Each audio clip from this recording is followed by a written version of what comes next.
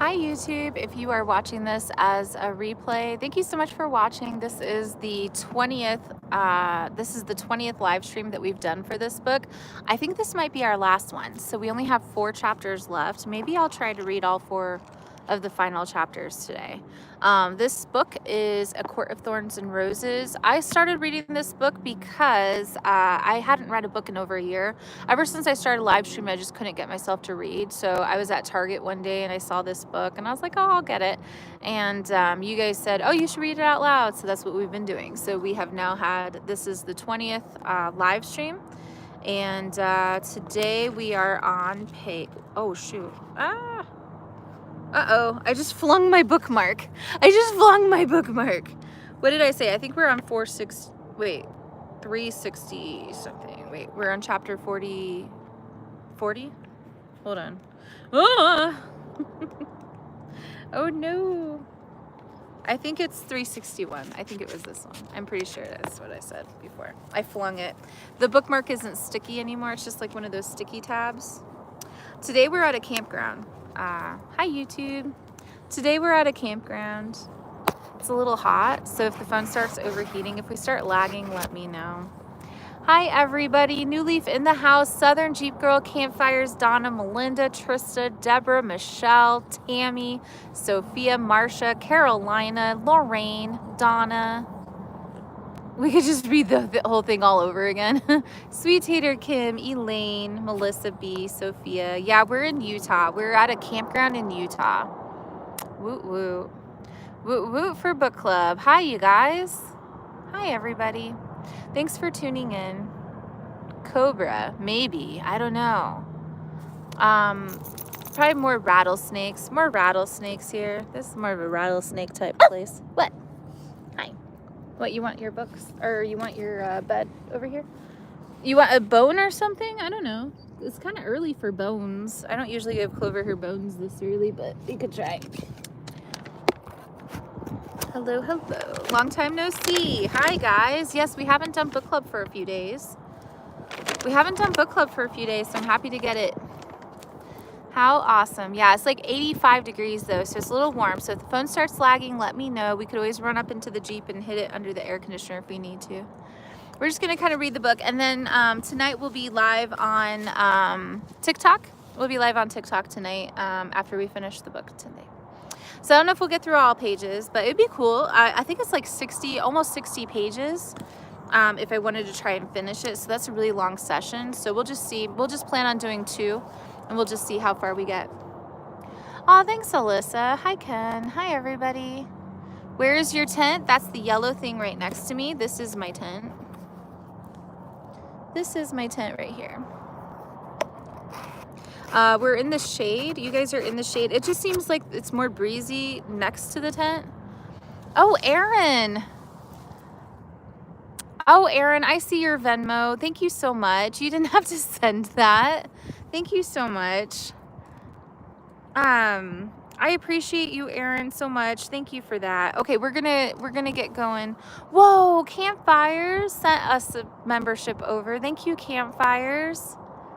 Miss Kara got it too. Oh, that's a good one. Woo woo, Aaron, you're so nice. Thank you. And I saw your note there too. That'll be good for tomorrow. I don't think we'll be able to make that today. Hi, Loretta. Hi, Lily. Hi, Carolina. Yeah, very nice, Campfires. Thank you for gifting that membership over. How do you get a membership? You can get one. Oh, I got a video on my profile and a link tree in my bio.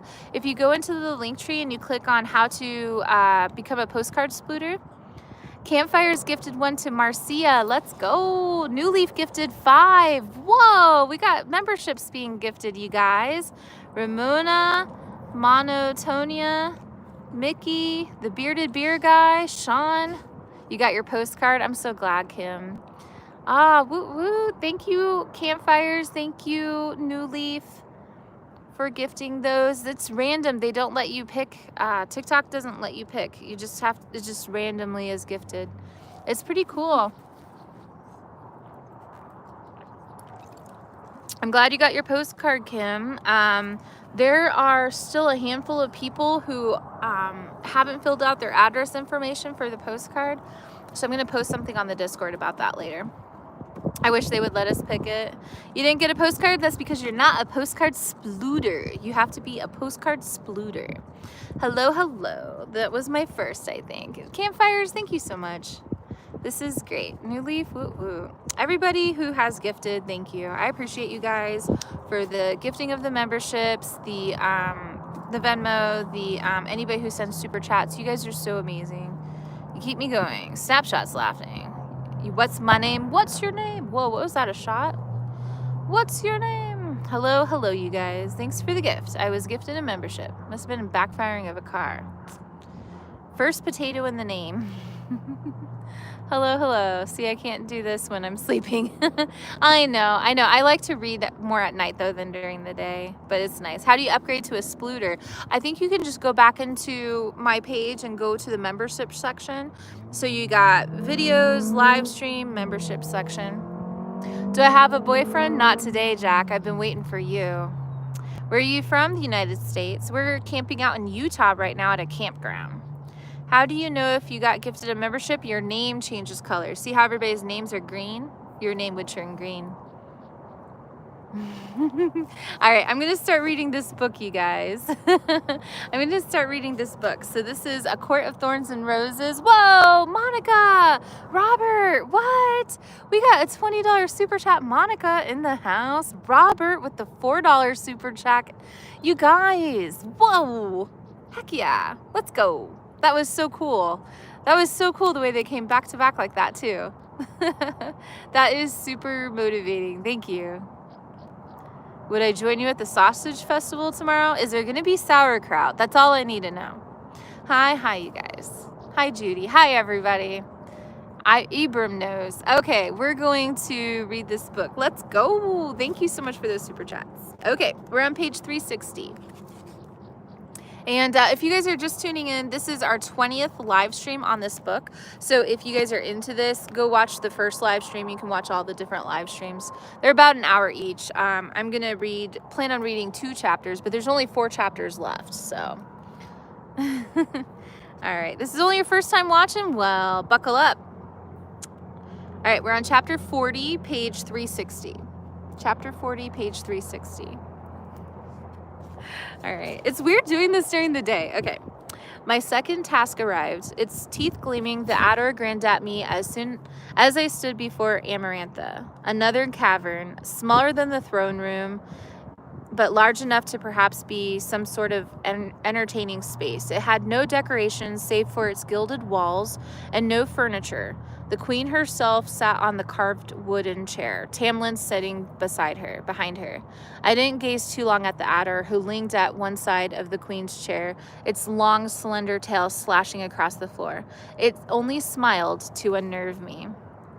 It was working. Not even gazing at Tamlin could calm me.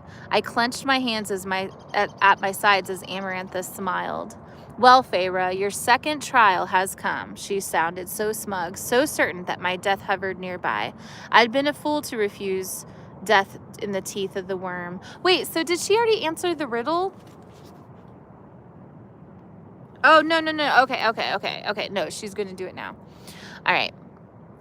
Well, Feyre, your second trial has come. She sounded so smug, so certain that my death hovered nearby. I'd been foolish to refuse death in the teeth of the worm. She crossed her arms and propped her chin on a hand. Within the ring, Clover's whining. Within the ring, Jurian's eye turned to face me, its pupil dilating in the dim light. Have you solved my riddle yet? They asked. Clover, you want this? No? Hello, Clover. Wiggles.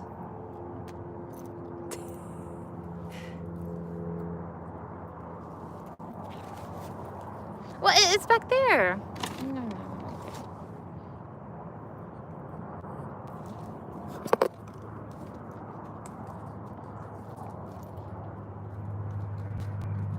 Okay, all right. It's warm. She's bored.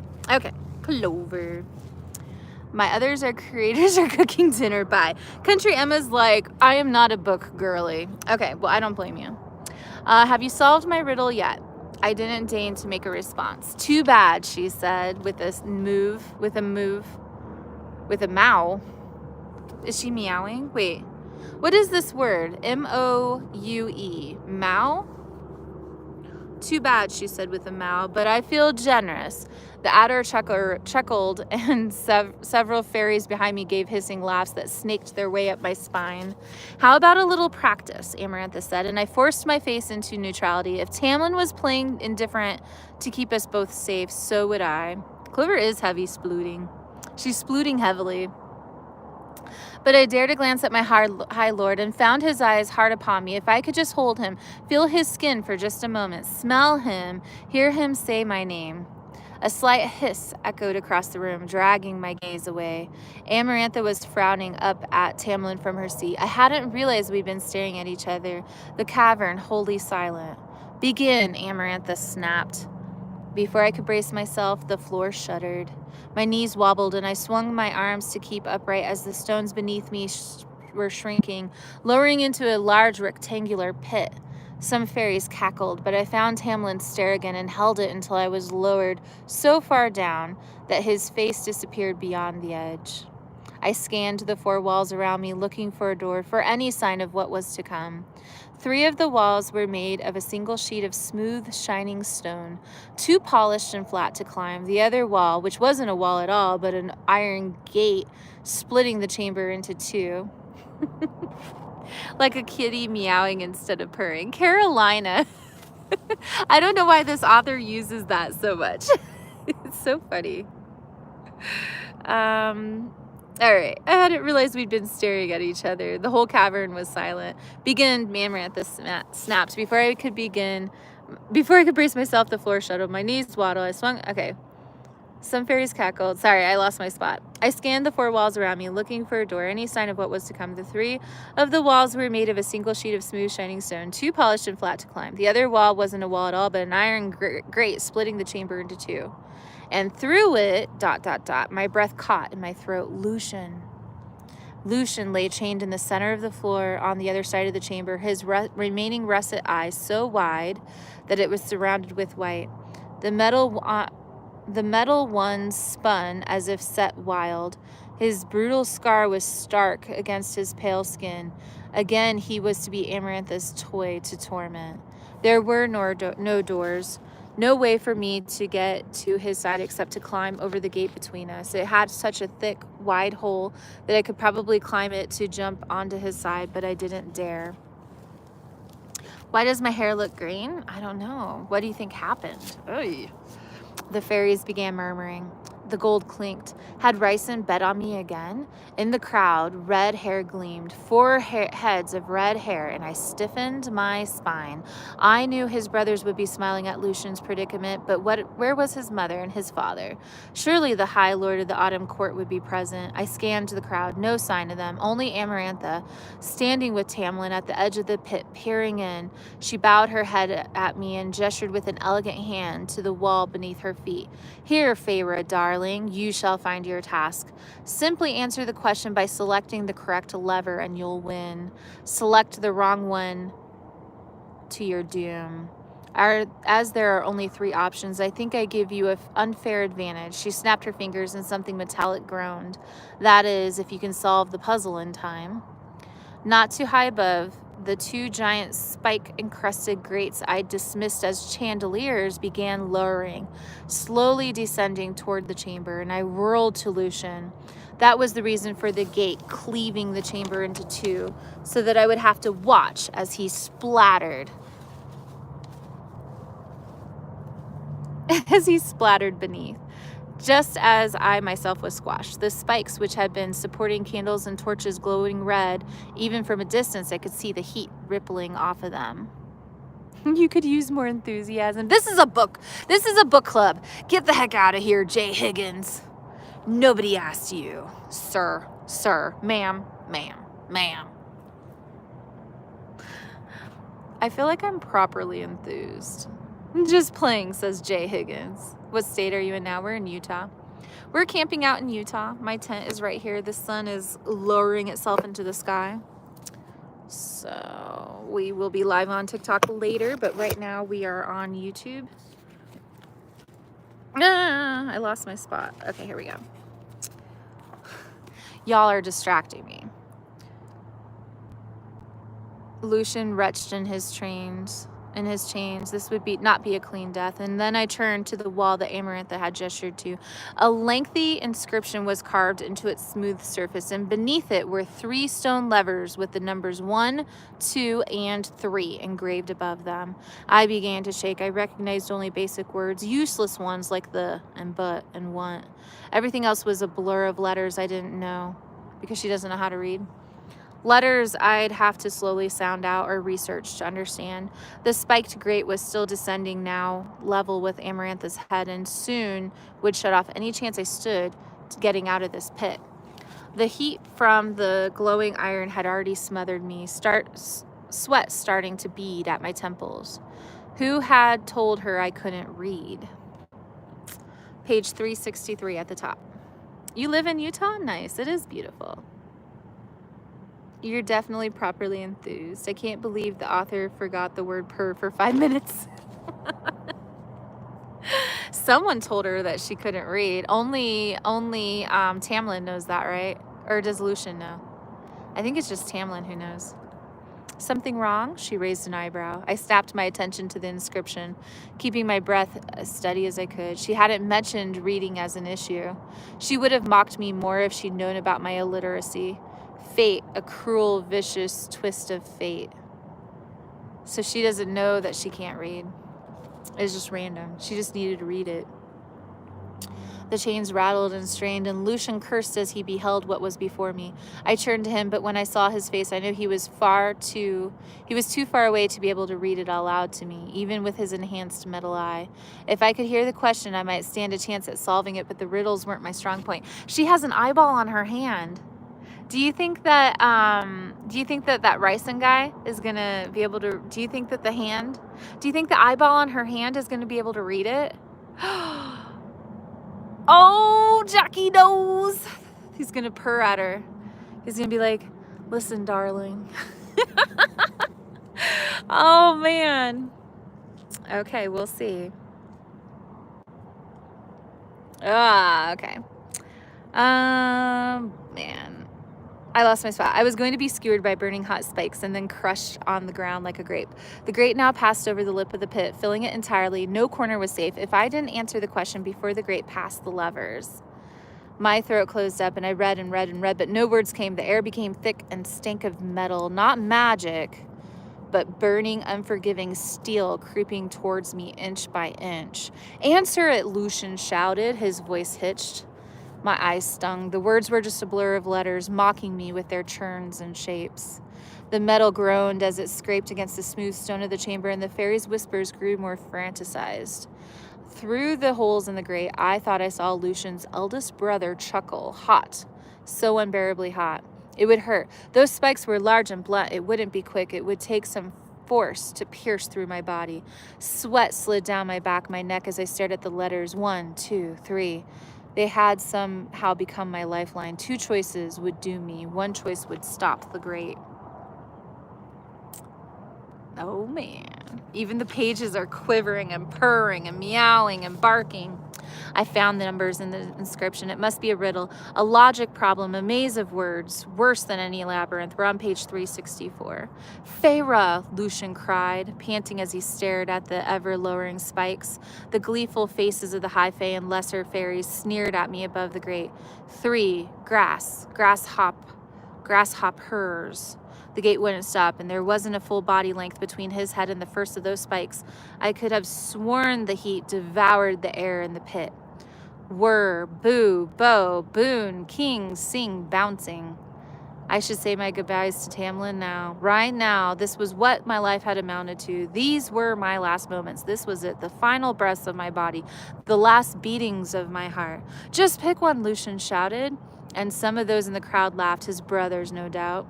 I reached up a hand towards the lever and stared at the 3 numbers beyond my body trembling. Tattooed fingers.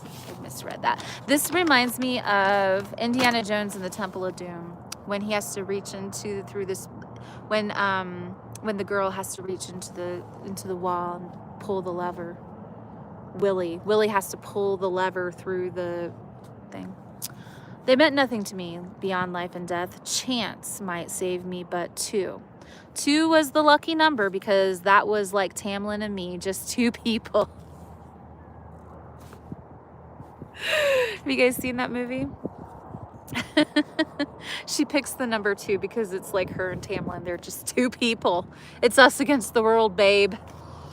1 had to be bad because 1 was like Amarantha or the adder, solitary beings. 1 was a nasty number, and 3 was just too much. It was 3 sisters crammed into a tiny cottage, hating each other until they choked on it, until it poisoned them. But 2, it had to be 2. I could gladly, willingly, frantically believe in the cauldron and fate, and if it would just take care of me, I believed in 2. 2, I reached for the second lever, but a blinding pain racked my hand before I could touch the stone. I hissed, withdrawing. I opened my palm to reveal the slitted eye tattooed there. It narrowed. I had to be hallucinating. The grate was about to cover the inscription, barely 6 feet above my head. I couldn't breathe. I couldn't think. The heat was too much, and a metal sizzled, and it was so close to my eyeballs. I reached again for the middle lever, but the pain paralyzed my fingers. The eye had returned to its usual state. I extended my hand toward the first lever. Again, pain. I reached for the third lever. No pain. My fingers met the stone, and I looked up to find the grate not 4 feet above my head. Through it, I found a star-flecked violet gaze. I reached for the first lever, pain, but when I reached for the third lever, no pain. Ryson's face remained a mask of boredom. Sweat slipped down my brow, stinging my eyes. I could only trust him. I could only give myself up again, forced to concede by my helplessness. The spikes were so enormous up close. All I had to do was lift my arm above my head, and I'd burn the flesh off of my hands. "Feyre, please," Lucian moaned. I shook so badly I could scarcely stand. The heat of the spikes bore down on me. The stone lever was cool in my hand. I shut my eyes, unable to look at Tamlin, bracing myself for the impact and the agony, and pulled that third lever. Silence. The pulsing heat didn't grow closer, and then a sigh. Lucian. I opened my eyes to find tattooed fingers, white-knuckled, beneath the ink as they gripped the lever. The spikes hovered not inches from my head, unmoving, and stopped. I had won. The grate groaned as it lifted towards the ceiling. Cool air flooding the chamber. I gulped it down in uneven breaths. We're on page 366. Clover! What are you doing back there? Clover says hi. Clover is meowing. Clover, are you purring back there? What are you doing? I don't know. She seems okay, right? She seems okay? She's fine. It's cooling down. After we finish the book, I'm going to take her over to the dog park there. It is hot though, so whatever. All right, we're on page 366. She's guarding us. She's doing her job. This is her job, right? This is her. She's looking out. All right. Lucian was offering up some kind of prayer again and again, kissing the ground. The floor beneath me rose, and I was forced to release the lever that had saved me. As I was brought to the surface again, my knees wobbled. I couldn't read, and I had almost killed us. I hadn't even won properly. I sank to my knees, letting the platform carry me, and covered my face in my shaking hands. Tears burned just before pain seared through my left arm. I would never beat the third task.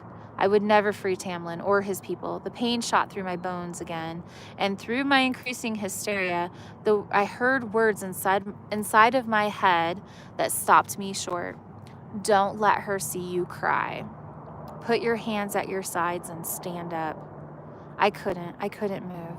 Stand. Don't give her the satisfaction of seeing you break. My eyes and spine, not entirely of my own will, forced me upright, and when the ground at last stopped moving, I looked at Amarantha with tearless eyes. Good, Ryson told me. Stare her down. No tears. Wait until you're back in your cell. Amarantha's face was drawn and white, her black eyes like onks as she beheld me. I had won, but I should be dead. I should be squashed, my blood oozing everywhere. Count to 10. Don't look at Tamlin, just stare at her. I obeyed. It was the only thing that kept me from giving in to the sobs trapped inside my chest, thundering to get out. You thought this was live? Well, Joanne, 13.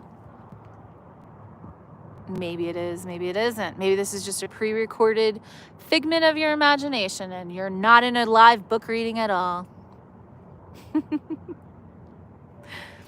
This is as live as it gets. We're as live as a donut. We're as live as a donut, baby.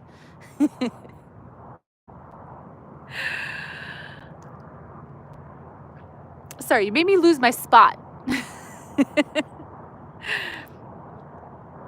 I willed myself to meet Amarantha's gaze. It was cold and vast and full of ancient malice, but I held it. I counted to 10. Good girl, now walk away. Turn on your heel. Good. Walk. Walk towards the door and keep walking, chin high. Let the crowd part, one step after another. I listened to him. Let him keep me tethered to sanity as I was escorted back to my cell by the guards who still kept their distance. Ryson's words echoed through my mind, holding me together. We're on page 367. Boxy? I don't know Boxy. Are you somebody? You look like somebody. You remind me about somebody. Definitely a green screen. $9.99 on Amazon, and all this can be yours. You too can be a proud Jeep owner. But when my cell door closed, he went silent, and I dropped to the floor and I wept. I wept for hours. For myself, for Tamlin, for the fact that I should be dead and have somehow survived. I cried for everything I had lost, every injury I had ever received, every wound, physical or otherwise, that I cried for. Trivial part of me. Once so full of color of light, now hollow and dark and empty. I couldn't stop. I couldn't breathe. I couldn't beat her. She won today, and she didn't even know it. She had won. It was only by cheating that I had survived. Tamlin would never be free, and I would perish in the most awful of ways. I couldn't read. I was ignorant, human, fool. My shortcomings had caught up with me, and this place would be my tomb. I would never paint again. I would never see the sun again. The walls closed in, and the ceiling dropped. I wanted to be crushed. I wanted to be snuffed out. Everything converged, squeezed inward, sucking out the air. I couldn't keep myself in my body. The walls were forcing me out of it, and I grasped my body, but it hurt too much. Each time I tried to maintain a connection. All I wanted, all I had dared to want, was a life that was quiet and easy. Nothing more than that. Nothing extraordinary. But now, it was all gone. I felt the ripple in the darkness without having to look up, and didn't flinch at the soft footsteps that were approaching me. I didn't bother hoping that it would be Tamlin. Still weeping? Ryson asked. I didn't lower my hands from my face. The floor rose toward the ceiling. I would soon be flattened. There was no color, no light here. You've just beaten her second task. Tears are unnecessary, he said. I wept harder, and he laughed. The stones reverberated as he knelt before me, and though I tried to fight him, his grip was firm as he grasped my wrists and pried my hands from my face. The walls weren't moving. The room was open, gaping. No colors, no shades of darkness, only night. Only those star-flecked violet eyes were bright, full of color and light. He gave me a lazy smile before he leaned forward. Are we oiling up in this stream? Yes, Zodiac, you go first. I pulled away, but his hands were like shackles. I could do nothing as his mouth met my cheek, and he licked away a tear. Oh, Ryson, making things weird. That's like a very cat thing to do. His tongue was hot against my skin, so startling that I couldn't move as he licked away another path of salt water, and then another. My body went taut and loose all at once, and I burned. Even as chills shuddered along my limbs, it was only with his tongue dancing along the damp edges of my eyelashes that I jerked back. He chuckled, and I scrambled for the corner of the cell. I wiped my face as I glared at him. He smirked, sitting down against a wall. I figured that would get you to stop crying, he said. I was disgusted. I wiped my face. Was it disgusting? He quirked an eyebrow and pointed to his palm, to the place where my tattoo would be. Beneath all your pride and stubbornness, I could have sworn I detected something that felt different and interested. Get out, I yelled. As usual, your gratitude is overwhelming. Do you want me to kiss your feet for what you did at the trial? Do you want me to offer another week of my life? Not unless you feel compelled to do so, he said, his eyes like stars. It was bad enough that my life was forfeited to this Fey Lord, but to have a bond where he could now freely read my thoughts and feelings and communicate.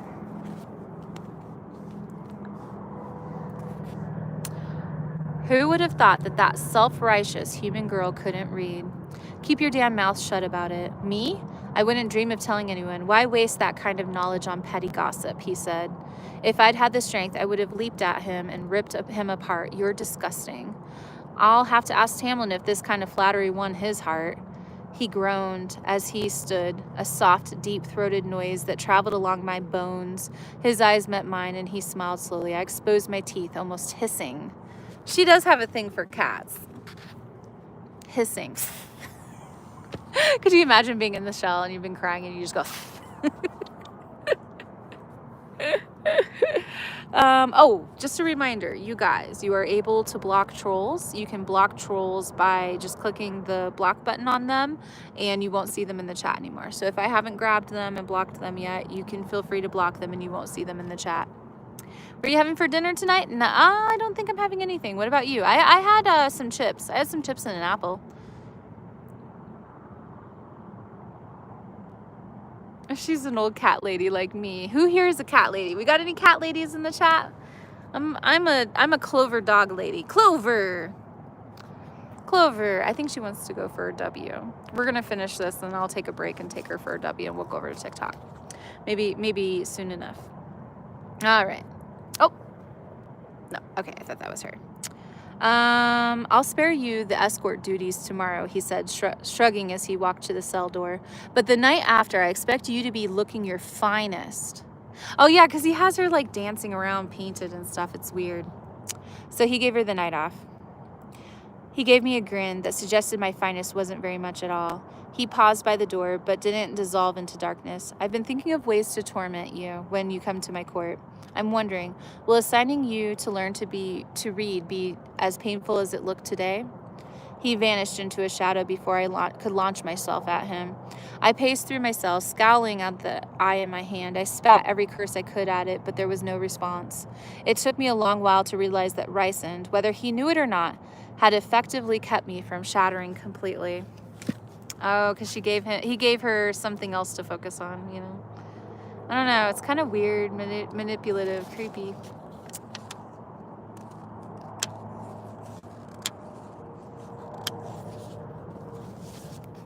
All right, we're at chapter 41, page 370. What followed the second trial was a series of days that I don't care to recall. A permanent darkness settled over me, and I began to look forward to the moment when Ryson gave me the goblet of fairy wine, and I could lose myself for a few hours. I stopped contemplating Amarantha's riddle. It was impossible, especially for the illiterate, ignorant human that I was. Thinking of Tamlin made everything worse. I'd beaten 2 of Amarantha's tasks, but I knew deep in my bones that the third one was going to kill me. After what had happened to her sister, what Jurian had done, she would never let me leave here alive. I couldn't entirely blame her. I doubted I would ever forget or forgive something like that being done to Nesta or Elaine, no matter how many centuries had passed. But I still wasn't going to still wasn't going to leave here alive. The future I dreamed was just that. It was a dream. I'd grow old and withered, while he would remain young for centuries, perhaps millennia. At best, I'd have decades with him before I died. Decades, that was what I was fighting for. A flash in time for them, a drop in a pool for eons. So I greedily drank the wine. I stopped caring about who I was and what had once mattered. I stopped thinking about color, about light, about the green of Tamlin's eyes, about all those things I still had wanted to paint and now would never get to. I wasn't going to leave this mountain alive. I was walking to the dressing chamber with Ryson's 2 shadow servants, staring at nothing and thinking of less, when a hissing noise and the flap of wings sounded from around an upcoming corner.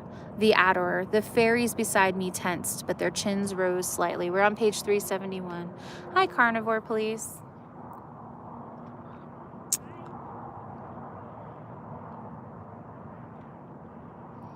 J. Pip-er, are you telling a story too? What's your story called? Hi, guys. We got people walking up behind me. Oh.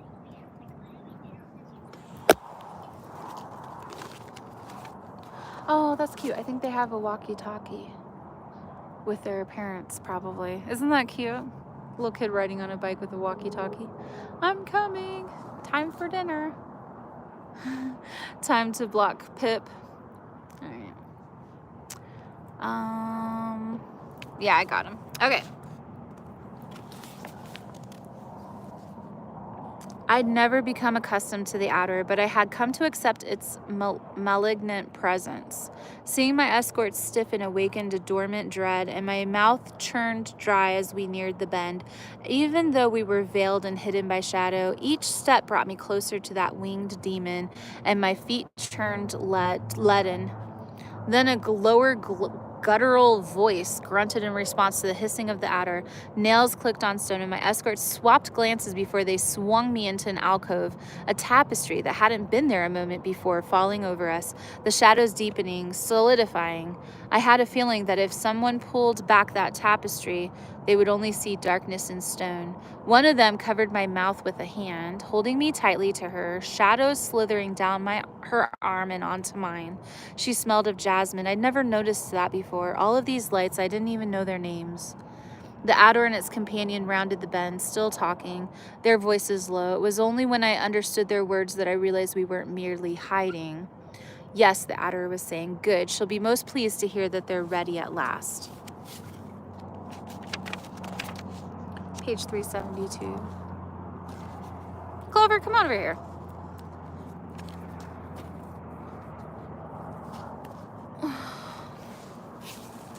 Clover, come on. No, she's fine. I just don't know why she's squeaking. Why are you squeaking over there, Clover? I think she might see the kids. There's kids back there. There's kids over there. Maybe she sees the kids and she's like anxious about it or something. She's all right. She's just squeaking. She's just squeaking. I think she just wants like a bird or a kid. I started really watching you when you were in Nevada a few weeks ago. It seems like it was just a few days ago. Oh, I'm glad you're here, Joanne. I hope you're doing good tonight. We are reading A Court of Thorns and Roses. We're on page 372.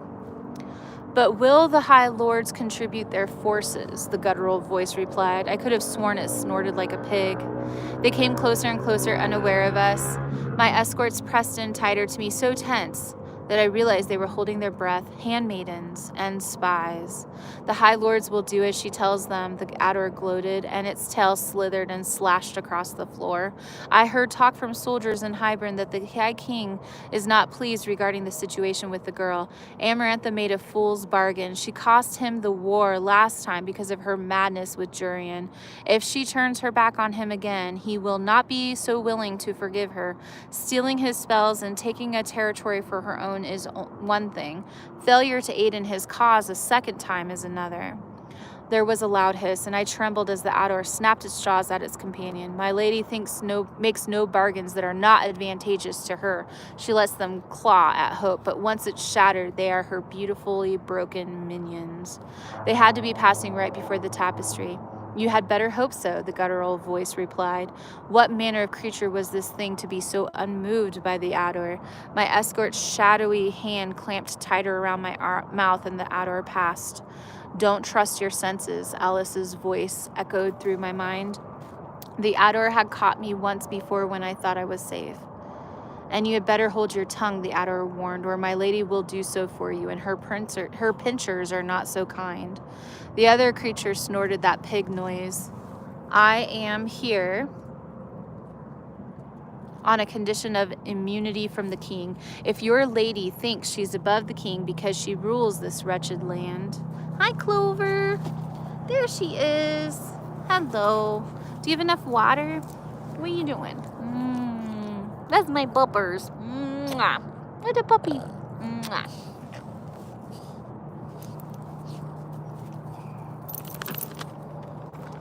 Maybe I'll give her one of these and put peanut butter on it for her. Clover on the watch. Wonderful life. Oh, yeah. Here you go, Clover. Oh, no. Okay. All right. She's fine. Where were we? Where's Rachel? If your lady thinks she's above the king because she rules this wretched land. She'll soon remember who can strip her powers away without spells and potions. The adder didn't reply, and a part of me wished for it to retort, to snap back. But it was silenced, and the fear hit my stomach like a stone dropping into a pool. Whatever plans the King of Hybern had been working on for these long years, his campaign to take back the mortal world, it seemed he was no longer content to wait. Perhaps Amarantha would soon receive what she wanted, destruction of my entire realm. My blood went cold. Nesta. I trusted Nesta to get my family away, to protect them. Clover's doing the big sploot. Clover's splooting. It's good protein. My blood went cold. Oh, blah, blah, blah. What was that? Wait, their voices faded. It wasn't until a good extra minute had passed that the two females relaxed.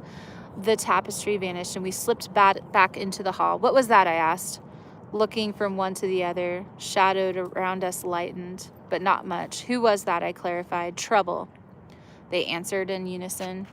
Does Ryson know? He will soon, one of them said. We resumed our silent walk to the dressing room. There was nothing I could do about the King of Hybern anyway, not while trapped under the mountain, not when I hadn't even been able to free Tamlin, much less myself. And with Nesta preparing to flee with my family, there was no one else to warn, so day after day passed, bringing my third trial ever closer.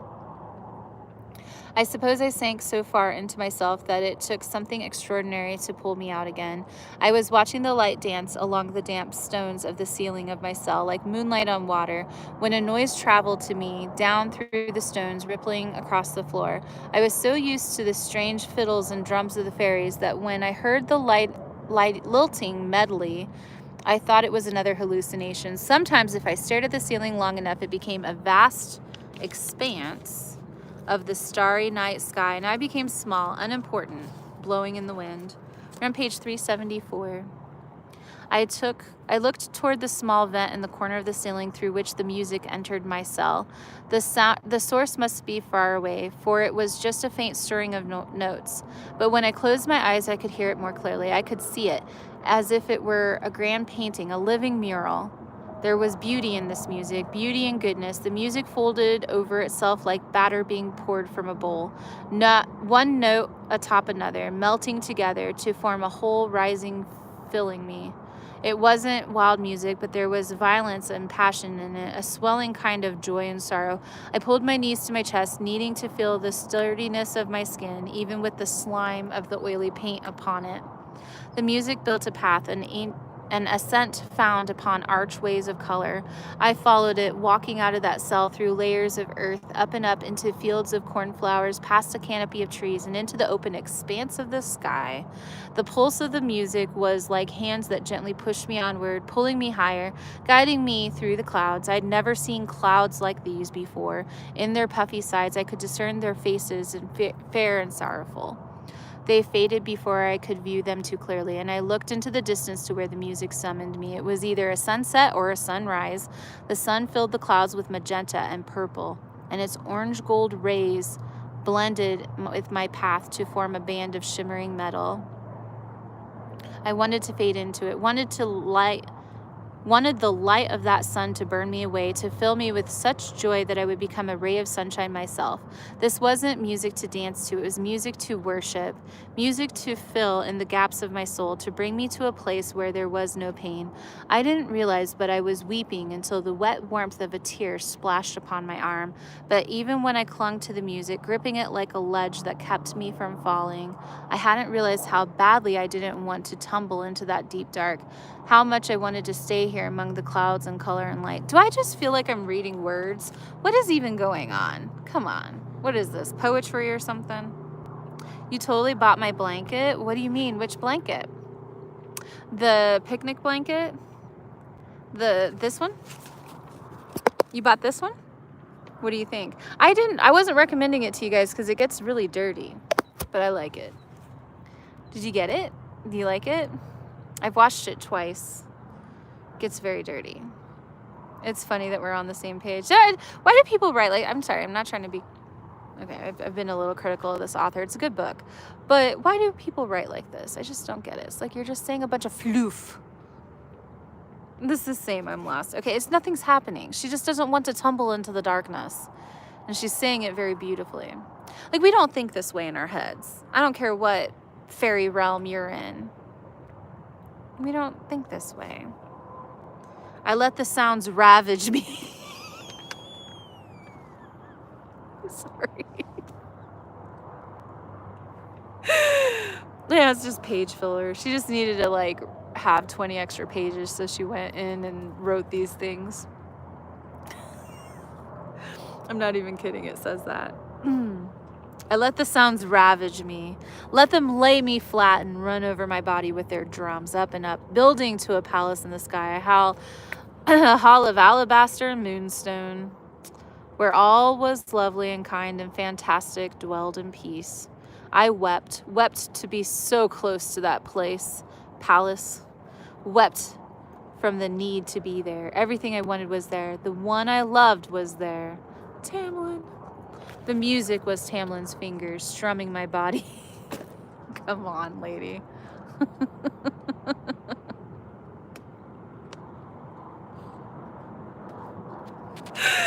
The music was Tamlin's fingers strumming my body. It was the gold in his eyes and the twist of his smile.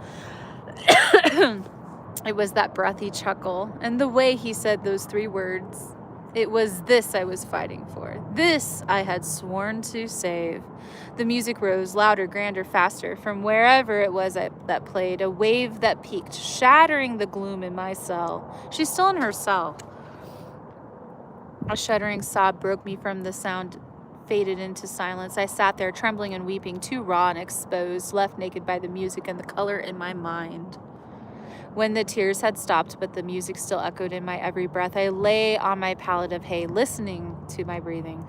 The music flitted through my memories, binding them together, making them into a quilt that wrapped around me, that warmed my bones. I looked in the eye of the center of my palm, but it only stared right back at me, unmoving. 2 more days until my final trial, just 2 more days, and then I would learn what the eddies of the cauldron had planned for me. And that brings us to chapter 42. We got 2 more chapters left. Oh, no, there's chapter 46. All right. We have 4 more chapters left. This many pages. Should we just go for it? I think this is going to be small. 376 until 416. I'm just going to go for it. It's 6 o'clock. I'm in heaven again, says Monotonia. Well, just wait. Buckle up, Mono. Yes, go for it. Cliffhanger. Let's read 1 more chapter. Let's go chapter by chapter. We'll see how long it takes. We're on chapter 42, page 376. It was a party like any other, even if it would likely be my last. Fairies drank and lounged and danced, laughing and singing bawdy and other real songs. No glimmer of anticipation for what might occur tomorrow. What I stood to alter for them, for their world. Perhaps they knew I would die too. Oh my gosh, Clover sees this bug. You guys want to see it? No, it's fine. It's over. It's over with. There's just like a big bug walking past. And it like freaked her out. But she's okay. Are you cooking tonight? No, I won't be cooking for a couple months. Or for a couple weeks, sorry. I lurked by a wall, forgotten by the crowd, waiting for Ryson to beckon me to drink the wine and dance or do whatever it was that he wished of me. I was clothed in my typical attire, tattooed from the neck down with the blue-black paint. Tonight, my gossamer gown was a shade of sunset pink, the color too bright and feminine against the whirls of paint on my skin, too cheery for what awaited me tomorrow. Ryson was taking longer than usual to summon me, though it was probably because of the supple-bodied fairy perched in his lap, carelessly caressing his hair with her long greenish fingers. He would tire of her soon. He sounds Polly. I didn't bother to look at Amarantha. I was better off pretending she wasn't there. Lucian never spoke to me in public, and Tamlin, it had begun difficult to look at him in recent days. She's not into him anymore. She likes Ryson. He's like weird and unusual, and she likes it. She likes it. She wants to be manipulated. Oh, wow. Okay. I just wanted it done. I wanted that wine to carry me through this last night and bring me to my fate. I was so intent on anticipating Ryson's order to serve him that I didn't notice that someone stood beside me until the heat from his body leaked into mine. I went rigid when I smelled that rain and earthen scent and didn't dare to turn to Tamlin. We stood side by side, staring at the crowd, as still and unnoticeable as statues. His fingers brushed mine. A line of fire went through me, burning so badly that my eyes pricked with tears. I wished he wasn't touching my marred hand, that his fingers didn't have to caress the contours of that wretched tattoo. But I lived in that moment. My life became beautiful again for those few seconds when our hands grazed. Licked her tears. Oh my gosh, Carolina. I kept my face set in a mask of cold. He dropped his hand, and as quickly as he had come up, he sauntered off, weaving through the crowd. It was only when he glanced over his shoulder and inclined his head ever so slightly that I understood. My heart beat faster than it ever had during my trials, and I made myself look as bored as possible before I pushed off the wall and casually strolled after him. I took a different route, but headed toward the small door half hidden by a tapestry near which he lingered. I had only moments before Ryson would begin to look for me, but a moment alone with Tamlin would be enough. I could scarcely breathe as I moved nearer and nearer to the door, past Amarantha's dais, past a group of giggling fairies. Tamlin disappeared through the door as quick as lightning, and I slowed my steps to a meandering pace. These days, no one really paid attention to me until I became Rys's drugged plaything. What? We're reading, Clover. Oh, there's a little dog back there. That's what she said. There's a little dog back there underneath one of those campers. There's a little black dog sitting there, and I think she sees it. Lapped them up. Oh my gosh, Jackie.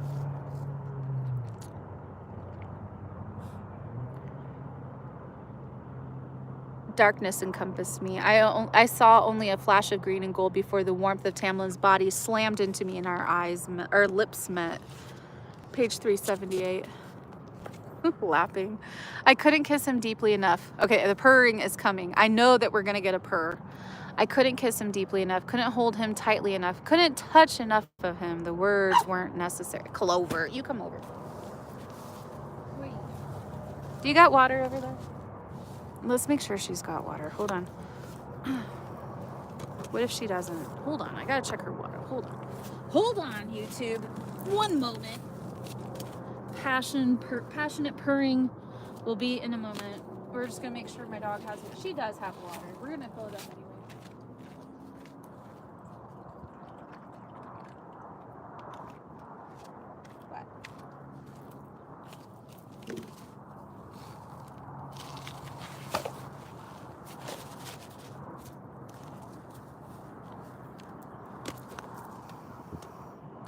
What? Oh no, he's going to smear the paint.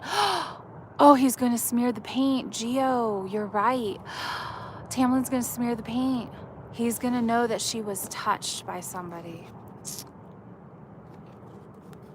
I tore at his shirt. Needing to feel the skin beneath one last time. And I had to stifle that moan that rose up in me as he grasped my lady bit. I didn't want him to be gentle, because what I felt for him wasn't like that at all. What I felt was wild and hard and burning, and so he was with me. He tore his lips from mine and bit my neck. Bit as he had on Fire Night. I had to grind my teeth to keep myself from moaning and giving us away. This might be the last time I touched him. This last time we could be together. I wouldn't waste it. My fingers grappled with his belt buckle, and his mouth found mine again. Our tongues danced, not a waltz or a minuet, but a war dance, dance of death, of bones and drums and screaming fiddles. Screaming fiddles? I don't want it to be anything if it's not going to be screaming fiddles involved now. I wanted him here, now. Let's do it. I hooked a leg around his middle, needing to be closer, and he okay, we're going to skip this part. We both knew what tomorrow would bring. I tossed away his belt and started fumbling for his pants, and someone coughed. Shameful, Ryson said. Uh-oh. And we whirled. to find him faintly illuminated by the light that broke in through the doorway, but he stood behind us, further into the passage, rather than toward the door. He hadn't come in through the throne room. With that ability of his, he had probably walked through the walls. Just shameful, he stalked over. Tamlin remained holding me. Look what you've done to my pet. Ryson walked in on them. Panting, neither of us said anything, but the air became a cold kiss upon my skin, upon my exposed hoo-haws. Amarantha would be greatly grieved if she knew that her little warrior was dallying with the human help. Ryson went on, crossing his arm. I wonder how she would punish you, or perhaps she would stay true to habit and punish Lucian. He only has one eye to lose after all. Maybe she'll put it in a ring too. We got a dog coming. Come on, Clover. Ugh. This is so wildly toxic. I know. We have a dog walking past, so we're going to take a moment. This is so wildly toxic. I don't know. Ever so slowly, Tamlin removed my hands from his body and stepped out of my embrace.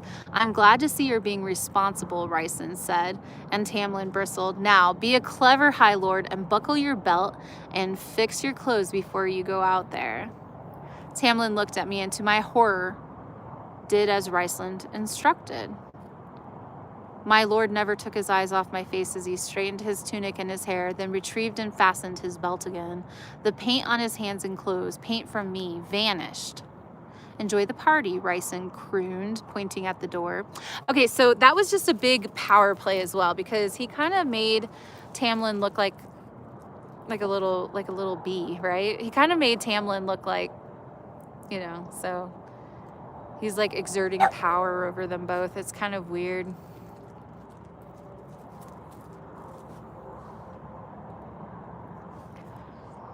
Tamlin's green eyes flickered as they continued to stare into mine. He said softly, I love you. Without another glance at Ryson, he left. And then it was in that moment I knew I didn't love him. No, I'm just kidding. It was in that moment I got the ick. I was temporarily blinded by the brightness that poured in when he opened the door and slipped out. He did not look back at me before the door snicked shut and darkness returned to the dim hall. Ryson chuckled. If you're that desperate for release, you should have asked me. Oh, man. Pig, I snapped, covering my chest with the folds of my gowns. With a few easy steps, he crossed the distance between us and pinned my arms to the wall. My bones groaned, and I could have sworn shadow talons dug into the stones beside my head. Did you actually intend to put yourself at my mercy, or are you truly that stupid? His voice was composed of sensuous, bone-breaking ire. I'm not your slave, I said. You're a fool, Feyre. Do you have any idea what could have happened had Amarantha found you two in here? Tamlin might refuse to be her lover, but she keeps him at her side and with the hope that she'll break him. Oh, Beth Miss Sweet Potatoes with a $5 super chat. Let's go. Thank you, Beth. Thank you for the $5 super chat. Ayo, what did I just scroll across? I don't know, Zach. Madness. What is the ick? What does it mean when you get the ick? I don't know. You just stop being into somebody. You're a fool, Feyre. Tamlin might refuse to be her lover, blah, blah, blah. All right, I kept silent. Page 380. You're both fools, he repeated, his breath uneven. How did you not think that someone would notice you were gone? You should thank the Cauldron Lucian's delightful brothers weren't washing you. What do you care? I barked, and his grip tightened enough on my wrist that I knew my bones would snap with just a little bit more pressure. What do I care? He breathed, wrath twisting his features. Wings, those membranous, glorious wings flared from his back, crafted from the shadows behind. What do I care? He snarled. But before he could go on, his head snapped to the door, then back to my face. The wings vanished as quick as they had appeared, and then his lips were crushing into mine. His tongue pried my mouth open, forcing himself... Okay, but... He claimed her. The door was flung open, and Amarantha's curved figure filled its space. Tamlin was beside her, his eyes slightly wide, shoulders tight as Rice's lips still crushed mine. Amarantha laughed, and a mask of stone slammed down on Tamlin's face, void of feeling, void of anything vague like that Tamlin I'd been tangled up with moments before. All right, so he gave her a big, passionate kiss as Amarantha was walking in to explain, perhaps, to cover this a little bit more. Clover, come on. What are you... Clover, you're ruining my vibe, Clover. I don't like you doing that. What are you doing? At the baby. I know. We're going to go to the dog park after this. We're almost done. I would love to take you guys over to the dog park, but I don't think the signal will be very good. Bone number 3, Clover. Bone number 3. Oh, you want some peanut butter? You can't be awarded for barking at me though. Clover says hi. We can't award her for being a little jerk, but sometimes. Good. There's my I tried to catch her. Okay, you can have a little bit more though.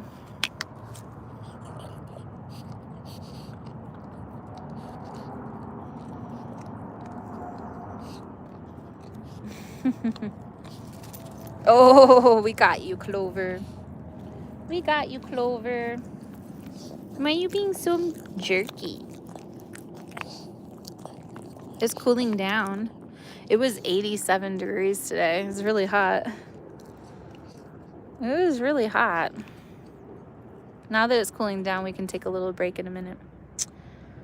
She heard you say dog park. I don't think she knows that word. You know that word, Clover? Does Clover know the word dog park? Clover says hi. She's so sweet. Yeah, okay. So there's 2 people over there on folding chairs and a dog. So she's just a little bugged out.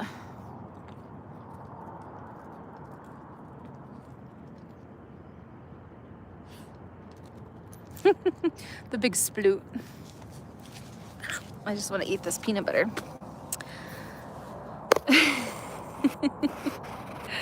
All right. Where are we at? We're on page 380.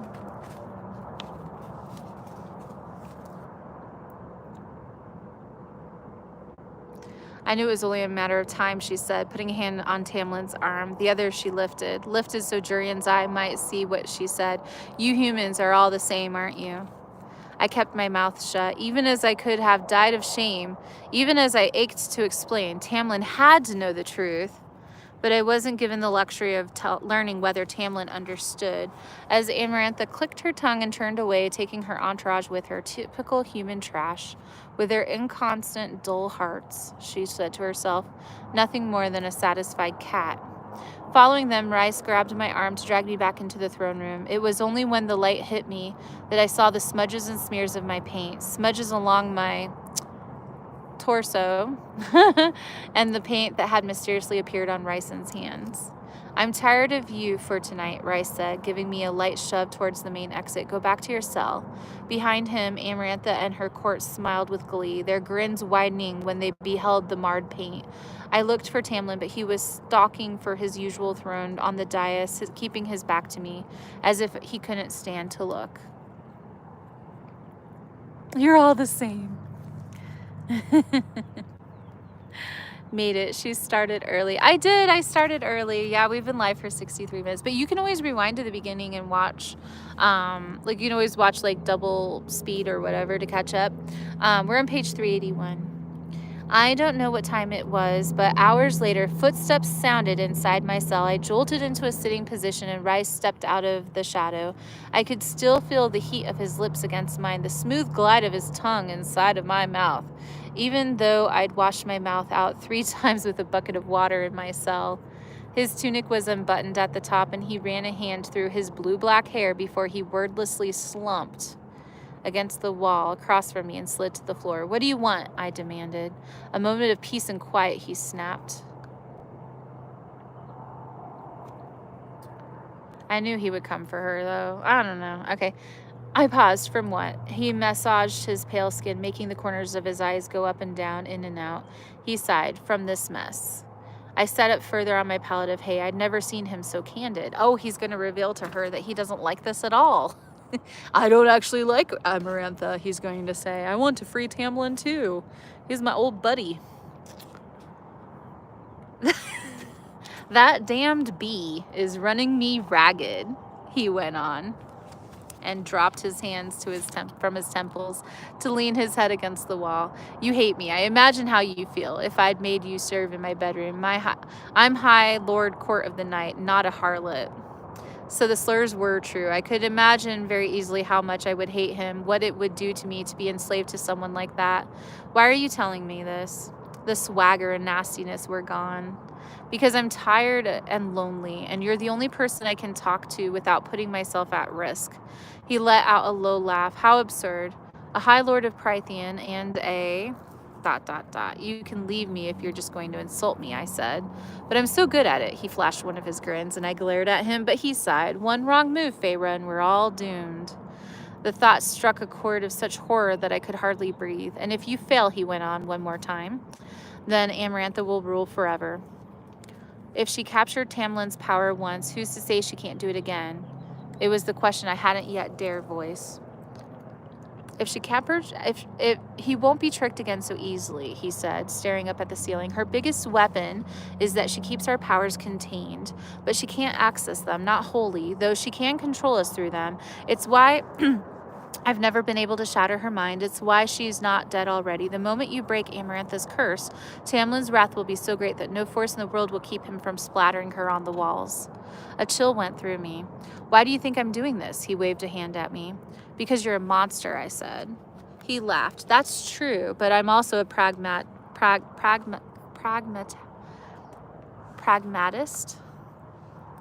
Working Tamlin into a senseless fury is the best weapon we have against her. Seeing you enter into a fool's bargain with Amarantha was one thing, but when Tamlin saw my tattoo on your arm, oh, you should have been born with my abilities, if only to have felt the rage that seeped through him.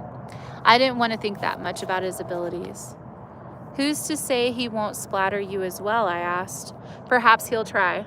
But I have a feeling he'll kill Amarantha first, and that's what it all boils down to anyways. Even in your servitude to me, we can blame her. So he'll kill her tomorrow, and I'll be free before he can start a fight with me that will reduce our once sacred mountain to rubble.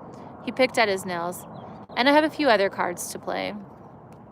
I lifted my brows in silent question. Feyre, for Cauldron's sake, I drug you, but you don't wonder why I never touch you beyond your waist or arms? Until tonight, until that kiss, I gritted my teeth, but even my anger rose and a picture cleared. It's the only claim I have to innocence, he said. The only thing that will make Tamlin think twice before entering into a battle with me that would cause a catastrophic loss of innocent life. If the only way I can convince him I was on your side, believe me, I would have liked nothing more to enjoy you, but there are bigger things at stake than taking a human woman to my bed. I knew, but I still asked, like what? Like my territory, he said, and his eyes held a far-off look that I hadn't yet seen. Like my remaining people, enslaved to a tyrant queen who can end their lives with a single word. Surely Tamlin expressed similar sentiments to you. He hadn't, actually, not entirely. He hadn't been able to, thanks to the curse. Why did Amarantha target you, I dare ask? Why make you her W word? Beyond the obvious, he gestured to his perfect place. When I didn't smile, he loosed a breath. My father unalived Tamlin's father and his brothers. We're on page 384. I started. Tamlin had never said this, never told me that the Night Court was responsible for that. It's a long story, and I don't feel like getting into it, but let's just say that when she stole our land out from under us, Amarantha decided that she especially wanted to punish the son of her friend's murderer, decided that she hated me enough for my father's deeds that I was to suffer. I might have reached a hand toward him, might have offered my apologies, but every thought had dried up in my hand. What Amarantha had done to him. So, he said wearily, here we are, with the fate of our immortal worlds in our hands of our illiterate human. He laughed his laugh was unpleasant. as he hung his head, cupping his forehead in his hand and closed his eyes. What a mess. Part of me searched for words to wound him in this vulnerability, but the other half recalled all that he had said, all that he had done, how his head had snapped to the door before he kissed me. He'd known Amarantha was coming. Maybe he'd done it to make her jealous. If he hadn't been kissing me, if he hadn't shown up and interrupted us, I would have gone into that throne room covered in smudged paint, and everyone, especially Amarantha, would have known what I'd been up to. It wouldn't have taken much to figure out whom I had been with, especially not once they saw the paint on Tamlin. I didn't want to consider what the punishment might have been. So Ryson kind of saved everybody, because Ryson interrupted her and Tamlin and smudged the paint himself and cleared the paint off of Tamlin. So Tamlin is in the clear. He walks out. Amarantha thinks something is going on, and she sees that it's her and Ryson. Yeah.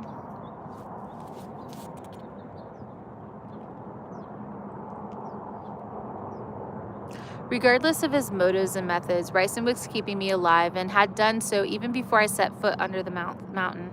I told you too much, he said as he got to his feet. Perhaps I should have drugged you first. If you were clever, you would have find a way to use this against me. And if you had any stomach for cruelty, you go to Amarantha and tell her the truth about me.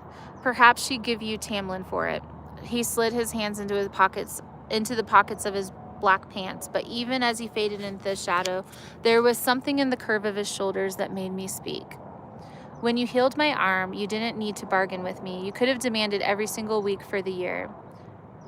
Potato Vero with the $10 super chat. Let's go. Potato, thank you so much.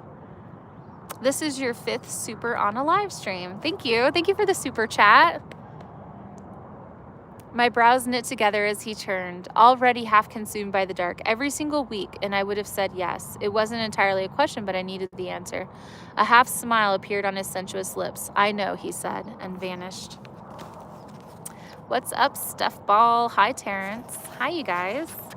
We are reading A Court of Thorns and Roses. We're on chapter 43, page 386. We have 3 more chapters to go. I think some of these pages, one of these chapters is only 2 pages long, so I think we can finish it.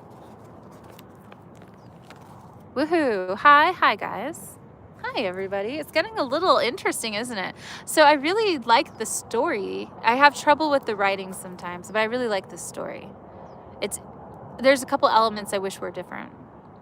Yeah, we got this.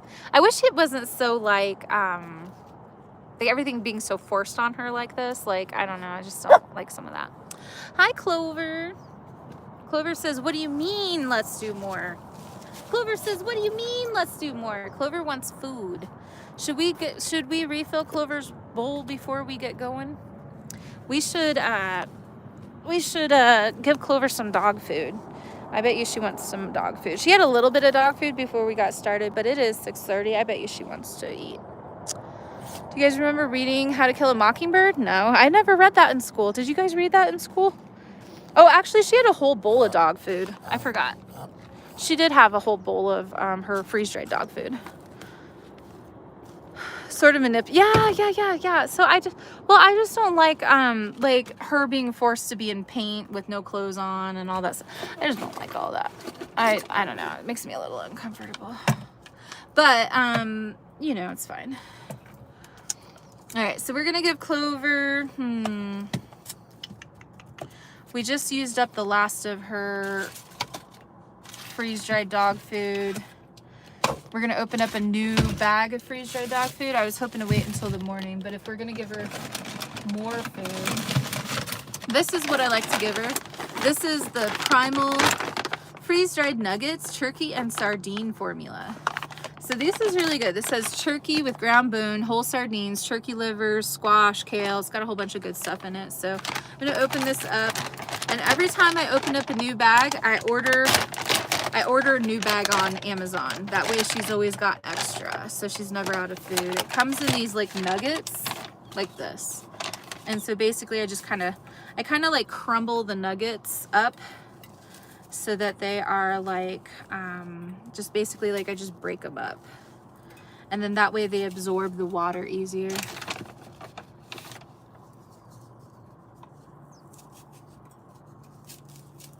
So we're just giving Clover extra food. I don't mind giving her a little extra. That's awesome. Yeah, this is really good stuff. So I just I think I just did like maybe 3 nuggets just now. And she usually gets about 10 nuggets a day or something like that. And I just, you basically just add water. So you just take some water and you just kind of floof it up, and then it rehydrates. And that's probably enough since she already had a bunch today.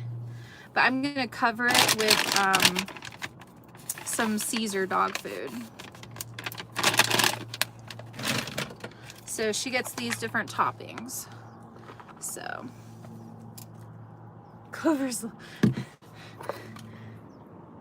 oh, she's not looking at me anymore. She was looking at me. I thought she was like waiting like that. I'm gonna save this one, and I'm just gonna do this one. So this is only 3 ingredients. This is chicken, green beans, and carrots. So pretty good. I think that's good. I think that's good. I think that's plenty. Is that your dog food? Yeah. Yep, this is Clover's. This is for Clover.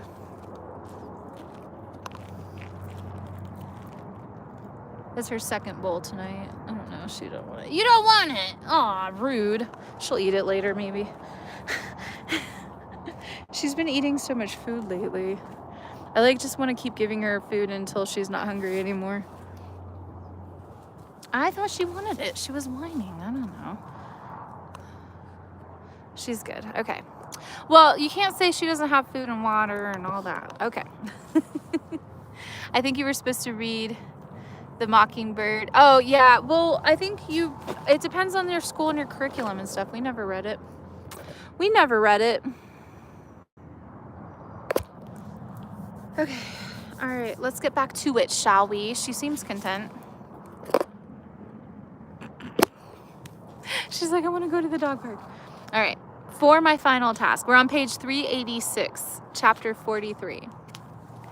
For my final task, I was given my old tunic and pants, stained and torn and reeking, but despite my stench, I kept my chin high as I was escorted to the throne room. The doors were flung open and the silence of the room assaulted me. I waited for the jeers and shouts, waited to see gold flash on the onlookers placed their bets. But this time the fairies just stared at me, the masked ones especially intently. Their world rested on my shoulders, Rice had said, but I didn't think it was worry alone that was spread across their features. I had to swallow hard, as a few of them touched their fingers to their lips, then extended their hands to me, a gesture for the fallen, a farewell to the honored dead. There was nothing malicious about it. Most of these fairies belonged to the courts of the High Lords, had belonged to those courts long before Amarantha seized their lands and their lives. And if Tamlin and Ryson were playing these games to keep us alive, I strode up the path they'd cleared, straight for Amarantha. The queen smiled when I stepped in front of her throne. Tamlin was in the usual place beside her, but I wouldn't look at him, not yet. 2 trials lie before you, she said, picking up a fleck of dust on her blood-red gown. Her hair shone, a gleaming crimson river that threatened to swallow her golden gown. And only one more awaits. I wonder if it will be worse to fail now when you are so close. She gave me a pout, and we both waited the laughter of the fairies. But only a few laughs hissed from the red-skinned guards. Everyone else remained silent, even Lucian's miserable brothers, even Ryson, wherever he was in the crowd.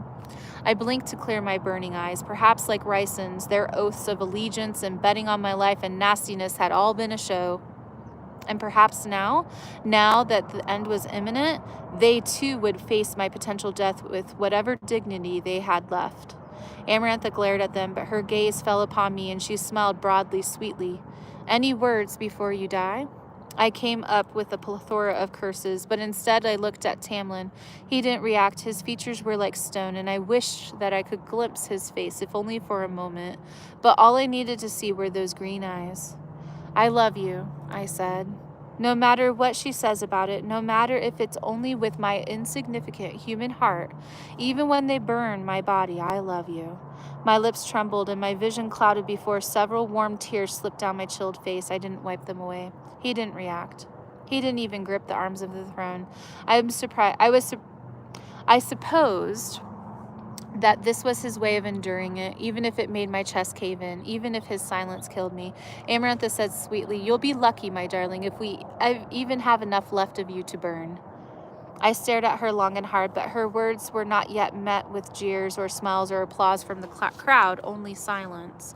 It was a gift that gave me courage, that made me bunch my fists, that made me embrace the tattoo on my arm. I had beaten her until now, fairly or not, and I would not feel alone when I died. I would not die alone. It was all I could ask for. We're on page 388. Amarantha popped her chin on hand. You never did figure out my riddle, did you? I didn't respond, and she smiled. Pity, the answer is so lovely. Get it over with, I growled. Amarantha looked at Tamlin. No final words?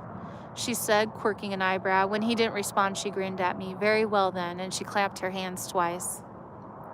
A door swung open, and 3 figures, 2 male and 1 female, with brown sacks tied over their heads, were dragged by the guards. Oh, it's going to be her sisters. 2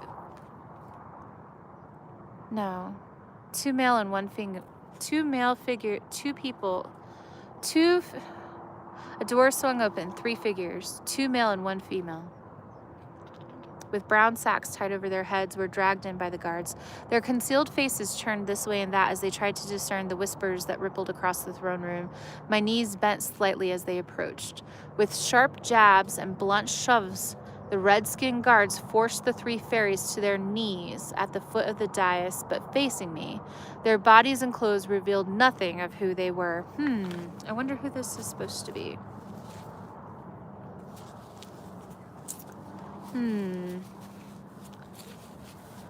Amarantha clapped her hands again, and 3 servants clad in black appeared at the side of each of the kneeling fairies. In their long, pale hands, they each carried a dark velvet pillow, and on each pillow lay a single polished wooden dagger.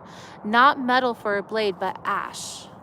Ash, because your final task, Feyre, Amarantha drawled, gesturing to the kneeling fairies. Oh, we got dogs. Hold on one second.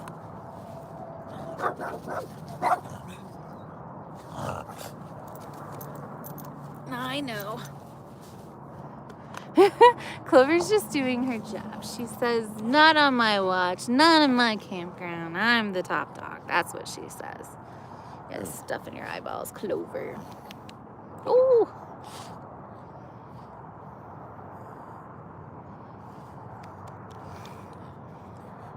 Hello, beautiful. Hi, Iowa babe.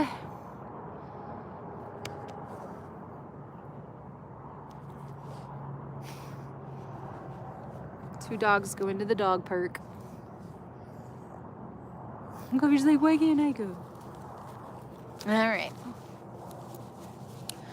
Back to it.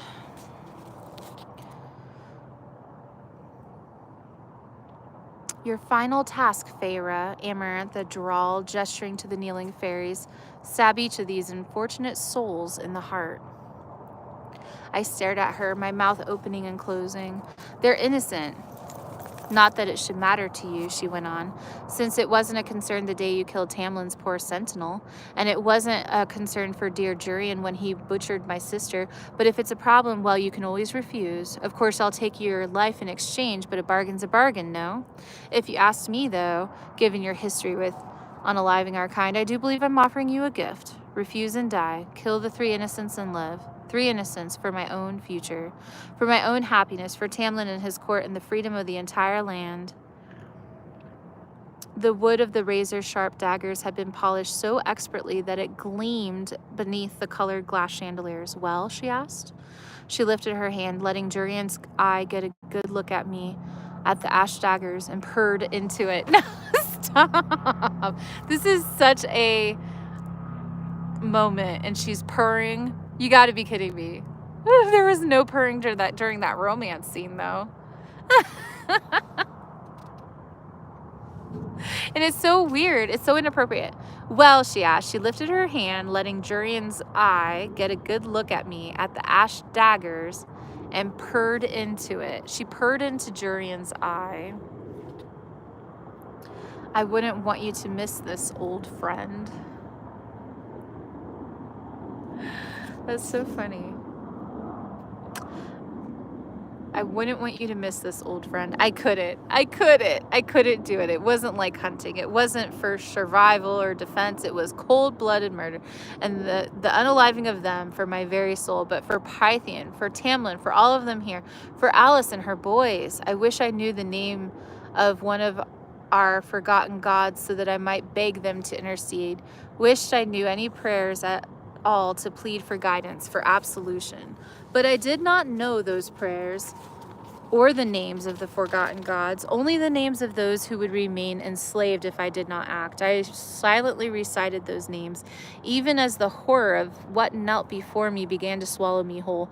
For Prythian, for Tamlin, for their world and my own, these deaths would not be wasted, even if it would damn me forever. I stepped up to the first kneeling figure, the longest and most brutal step I'd ever taken. 3 lives in exchange for Prythian, for Tamlin, for their world, and for my own. These deaths would not be wasted, even if it... 3 lives that would not be spent in vain. I could do this. I could do this. Even with Tamlin watching, I could make this sacrifice. Sacrifice them. I could do this.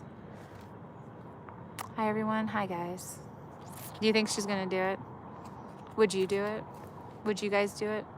Would you guys take the 3 to save the kingdom? I don't know. I don't know if I could. I don't know. That's rough. My fingers trembled, but the first dagger wound up in my hand, its hilt cool and smooth. Yo, honestly, you're honestly fine, and I hope you honestly don't get weirded out, but honestly, you're stunning. Well, J-Riss, insane, and yes, I'm glad to hear you say that. I've been waiting for you all night. I hope you're doing well.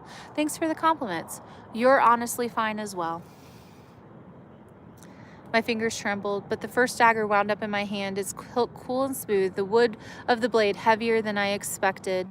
There were 3 daggers because she wanted me to feel the agony of reaching for that knife again and again. She wanted me to mean it. She has to pick up a dagger each time. Not so fast, Amarantha chuckled. And the guards who held the first kneeling figure snatched the hood off of its face. It was a handsome, high-fae youth. I didn't know him. I'd never seen him, but his blue eyes were pleading. That's better, Amarantha said. Clover, stop. They are just, it's just 2 dogs. Come on. There's 2 dogs over there. You just relax, Clover. You're going to sit on my lap. It's okay. Oh. You're welcome. You actually made me pause for a second because of your looks. Well, be still my heart. Clover, you gotta leave these doggos alone. There's dogs over there. I wish you would just relax. Clover knows. Clover knows. We're in the final. This is the final. This is the final part of our book, Clover. Is purring. Clover purred. Clover smells like peanut butter. Your breath smells like peanut butter, Clover. It's Alice and her nephews. I bet you for sure it's Alice and her nephews. I bet you $10 it's Alice and her nephews. No, I don't want it to end. We're almost at the end.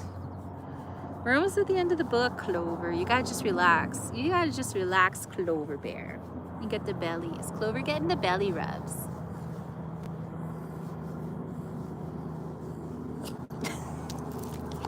She's like, no, don't you know it's a war out there? There's a whole campground full of dogs waiting for me to whine and bark at them. Waiting for me to whine and bark at them. Be still my heart. Miss Prima knows.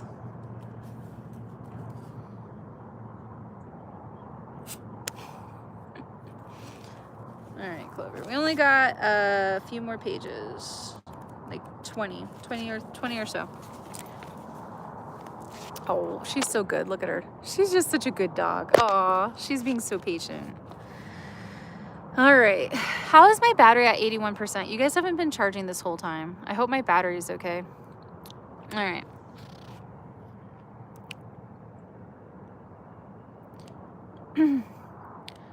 Please, he whispered, his focus darting between the ash dagger and my face. Please. The dagger shook between my fingers and I clenched it tighter. 3 fairies. That's all that stood between me and freedom. Before Tamlin would be unleashed upon Amarantha. If he could destroy her, not in vain, I told myself, not in vain. Don't, the fairy youth begged when I lifted the dagger. Don't. I took a gasping breath, my lips shaking as I quailed, saying, I'm sorry wasn't enough. I'd never been able to say it to Andrus, and now. Please, he said, and his eyes lined with silver. Someone in the crowd began weeping. I was taking him away from someone who possibly loved him as much as I loved Tamlin. I couldn't think about it. I couldn't think about who he was or the color of his eyes or any of it. Amarantha was grinning, the wild, triumphant glee. Kill a fairy, fall in love with a fairy, then be forced to kill a fairy to keep that love. It was brilliant and cruel, and she knew it. Darkness rippled near the throne, and then Ryson was there, arms crossed, as if he'd moved to see better. His face was a mask of disinterest, but in my hand tingled. Do it, the tingling said. Don't, the young fairy moaned, and I began shaking my head. I couldn't listen to him. I had to do it now before he convinced me otherwise. Please, his voice rose to a shriek. That sound jarred me so much that I lunged. With a ragged sob, I plunged the dagger into his heart. He screamed, thrashed into the guard's grip as the blade cleaved through the flesh and bone, smooth as if it were real metal and not ash and blood. Hot and slick showered my hand. I wept, yanking out the dagger, the reverberations of the bones against the blade stinging in my hand, my eyes. His eyes, full of shock and hate, remained on me as he sagged, damning me, and that person in the crowd let out a keening wail. My bloody dagger clacked on the marble floor as I stumbled back several steps. Very good, Amarantha said. I wanted to get out of my body. I had to escape the stain of what I'd done. I had to get out. I couldn't endure the blood on my hands, the sticky warmth between my fingers. Now the next. Oh, don't look so miserable, Feyre. Aren't you having fun? She asked. I faced the second figure, still hooded, a female this time. The fairy in black extended the pillow with the clean dagger, and the guards holding her tore off her hood.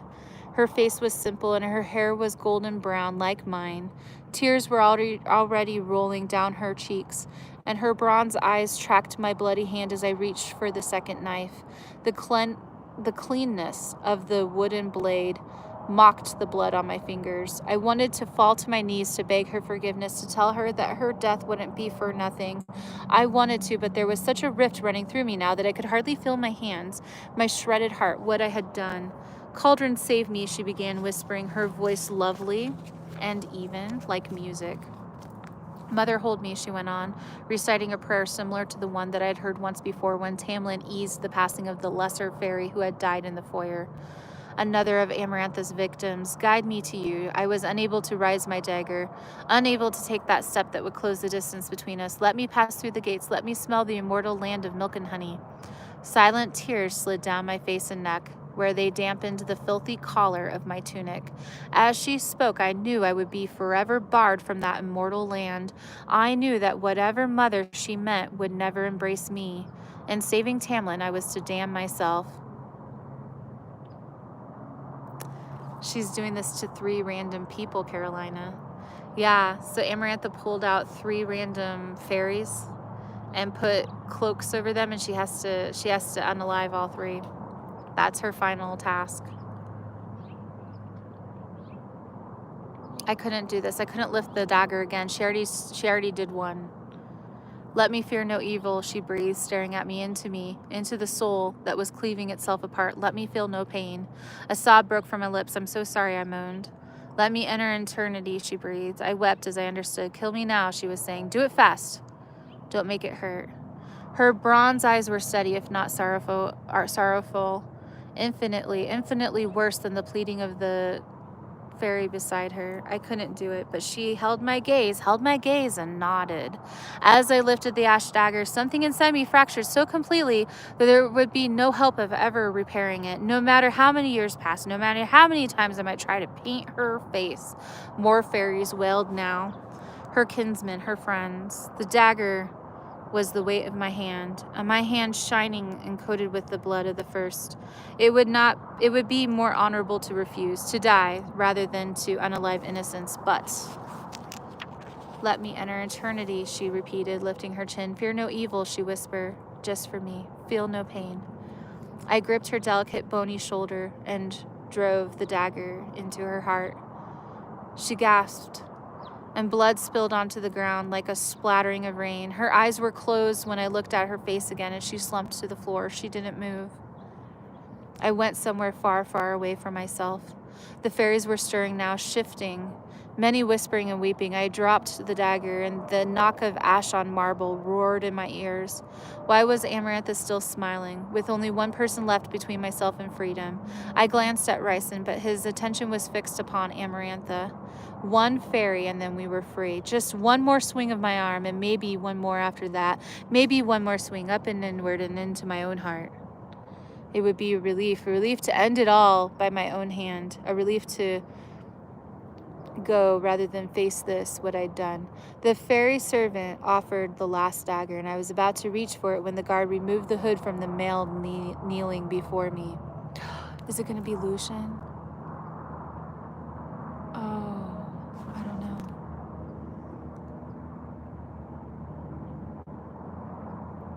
My hands slackened at my sides.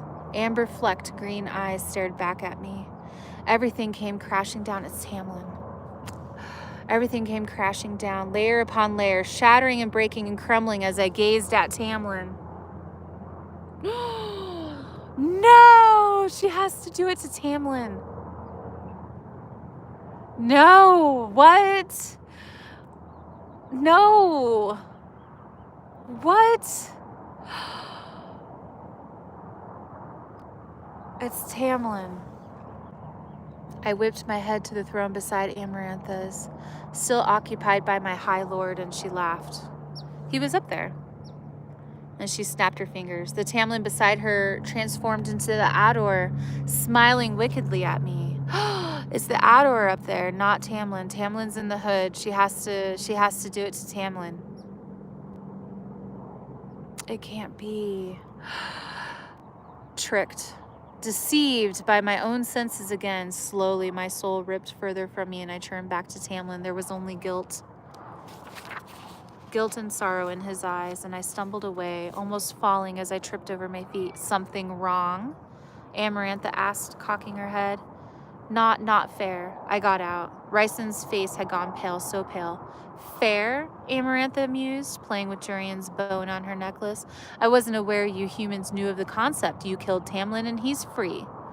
Her smile was the most hideous thing I'd ever seen. And then you can have him all to yourself. My mouth stopped working. Unless, Amarantha went on, you think it would be more appropriate to forfeit your own life. After all, what's the point? To survive only to lose him?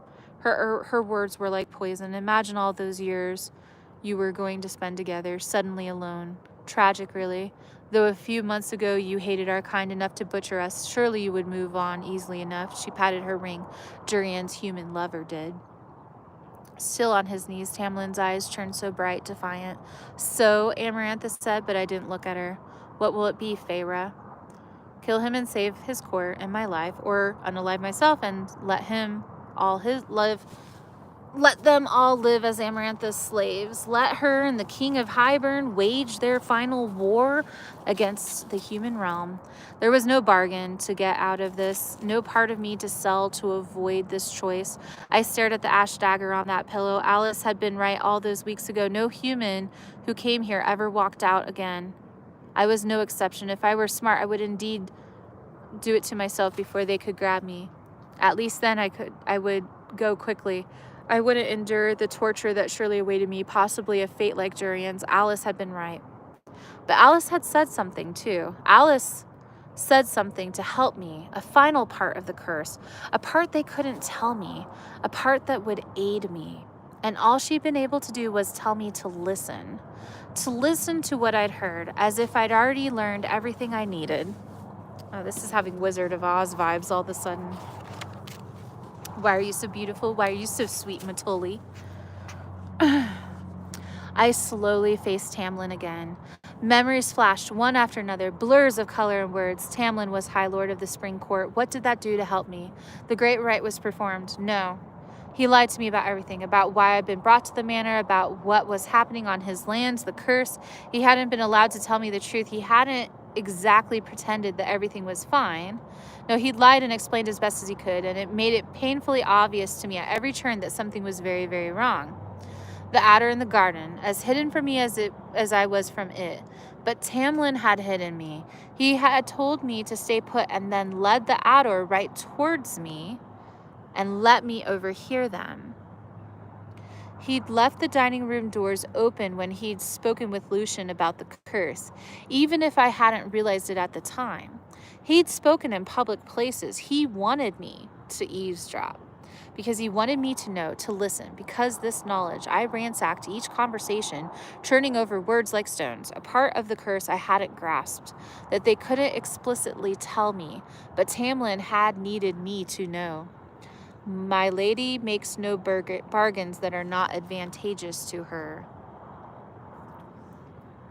She would never kill what she desired the most, not when she wanted Tamlin as much as I did. But if I did it, she either knew I couldn't do it, or she was playing a very, very dangerous game. Conversation after conversation echoed in my memory until I heard Lucian's words and everything froze, and that was when I knew. I couldn't breathe, not as I replayed the memory, not as I recalled the conversation I had overheard one day. Lucian and Tamlin in the dining room, the door wide open for all to hear, for me to hear. For someone with a heart of stone, yours is certainly soft these days. Does Tamlin have a heart of stone? Can Tamlin not go with the ash dagger?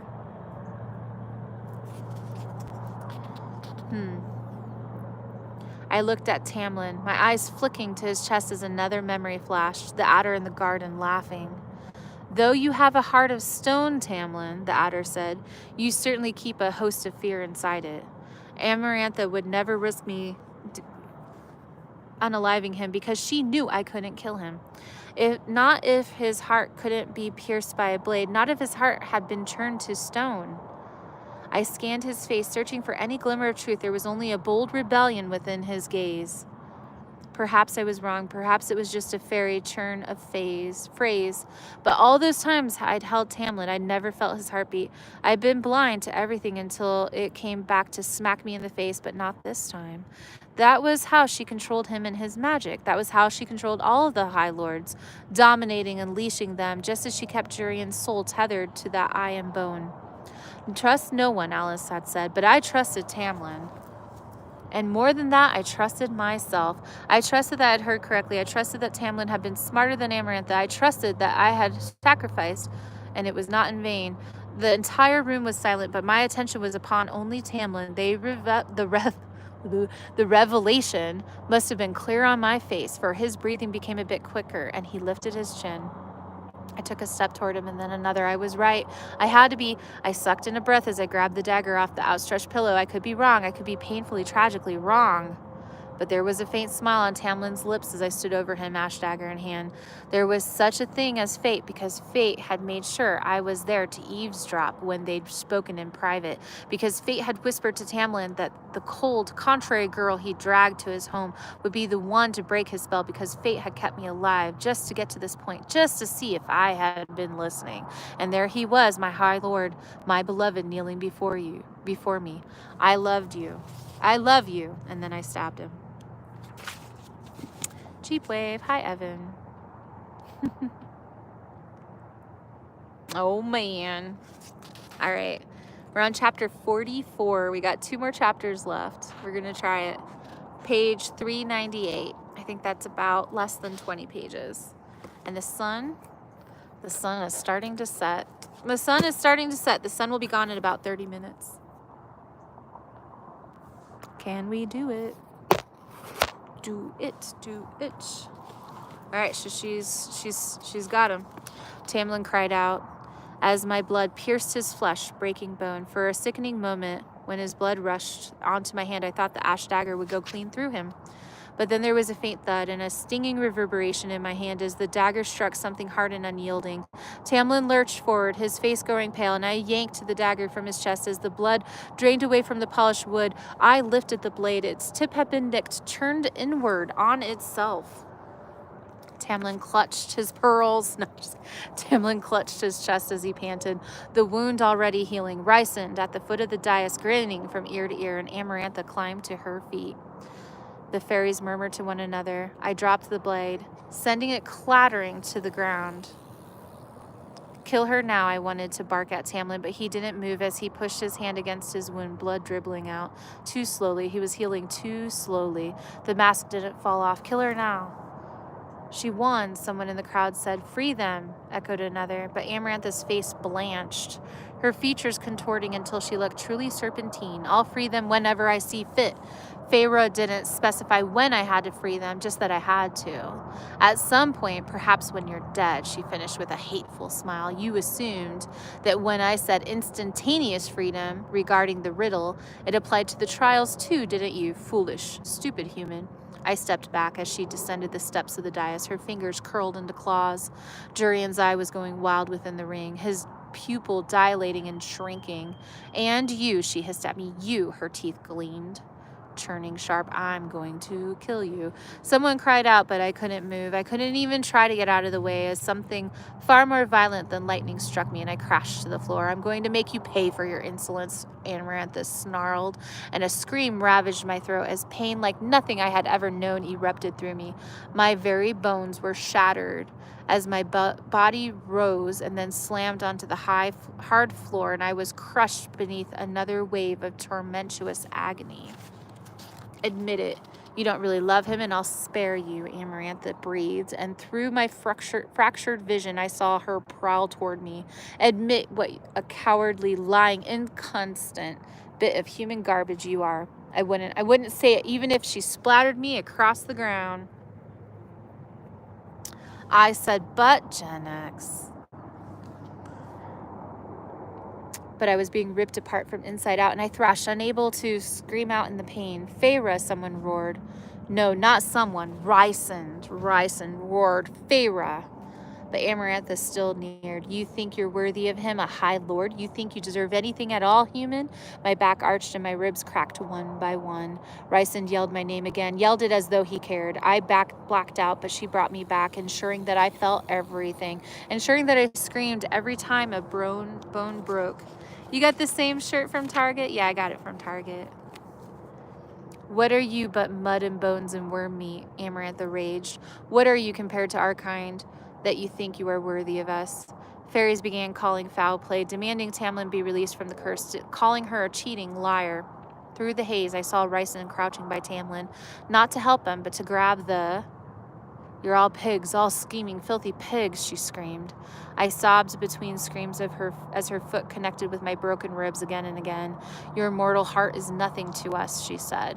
Then Ryson was on his feet, my bloody knife in his hands. He launched himself at Amarantha, swift as a shadow. The ash dagger aimed at her throat. She lifted a hand, not bothering to look, and he was blasted back by the wall of white light.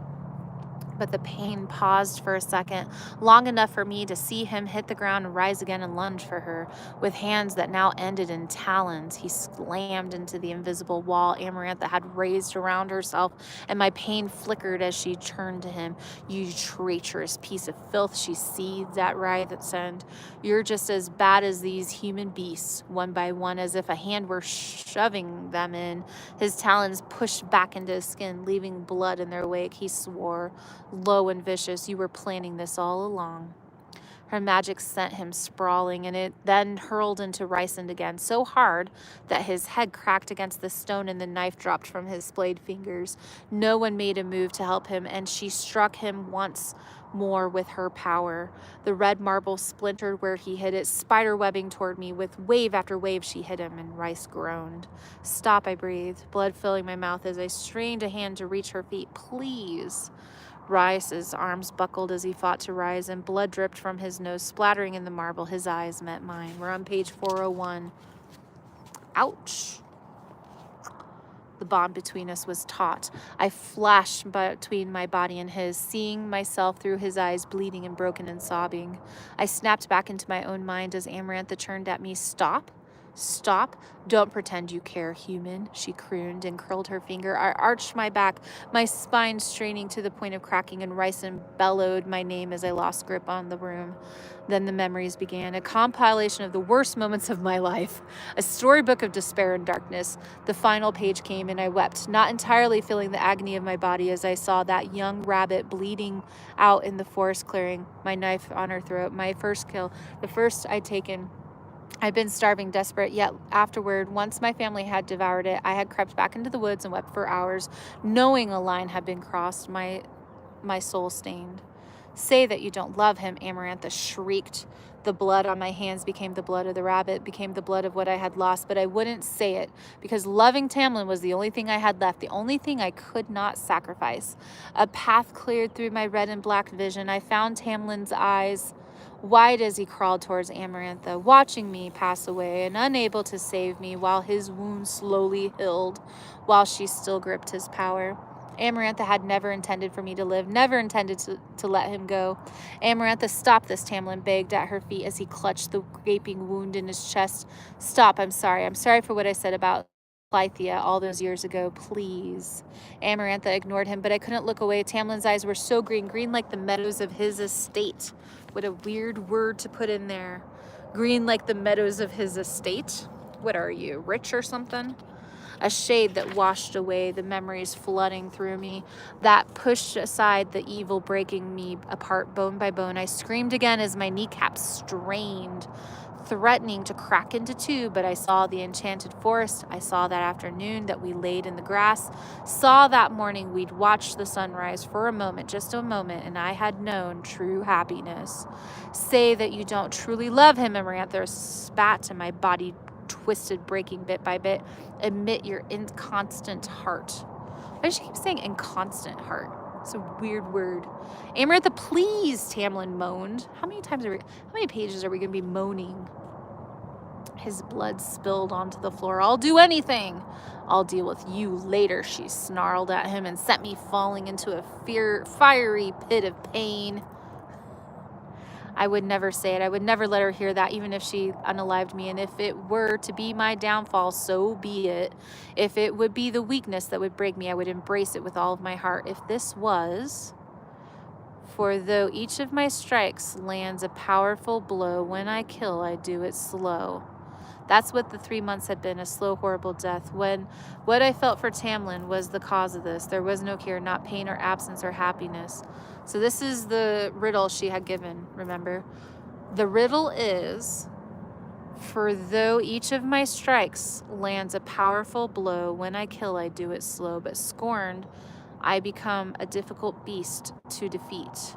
She could torture me all she liked, but it would never destroy what I felt for him. It would never make Tamlin want her, never ease the sting of his rejection. The world became dark at the borders of my vision, taking the edge off the pain. But I bless all those who are brave enough to dare. For so long I had run from it, but opening myself to him, to my sisters, that had been the test of bravery, as harrowing as any of my trials.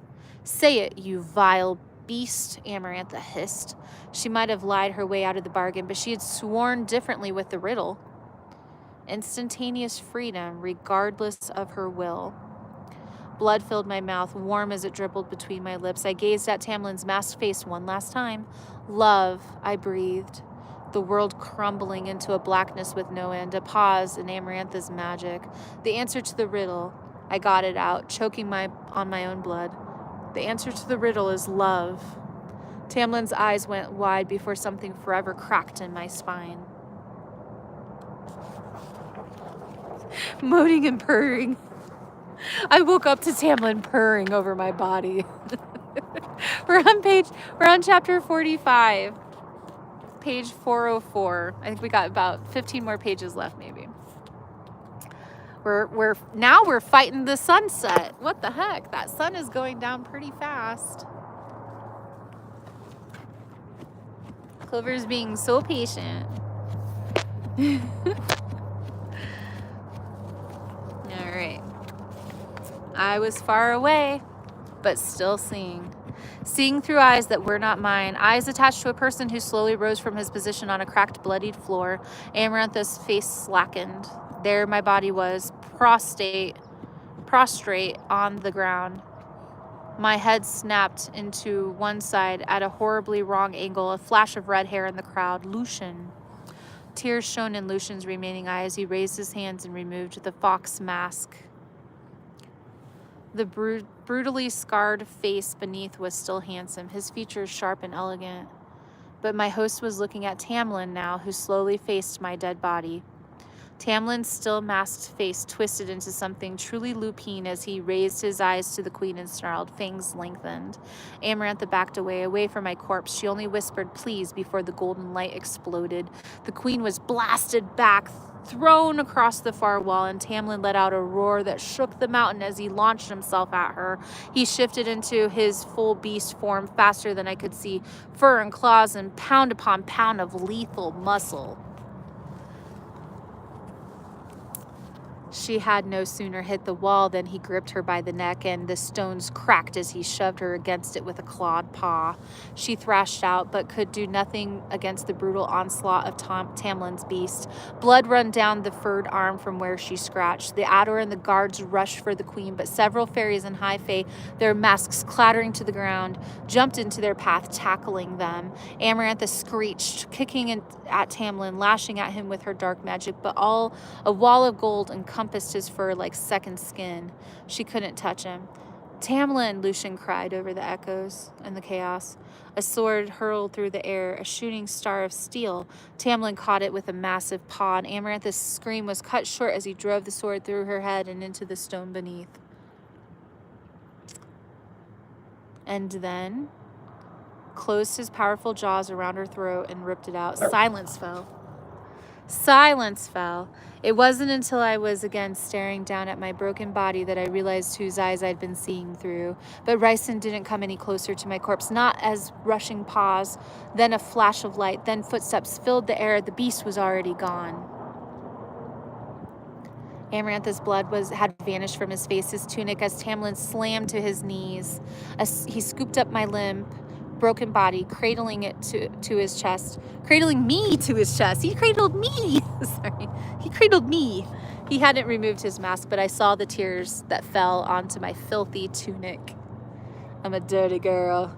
And I heard the shuddering sobs that broke from him as he rocked me, stroking my hair.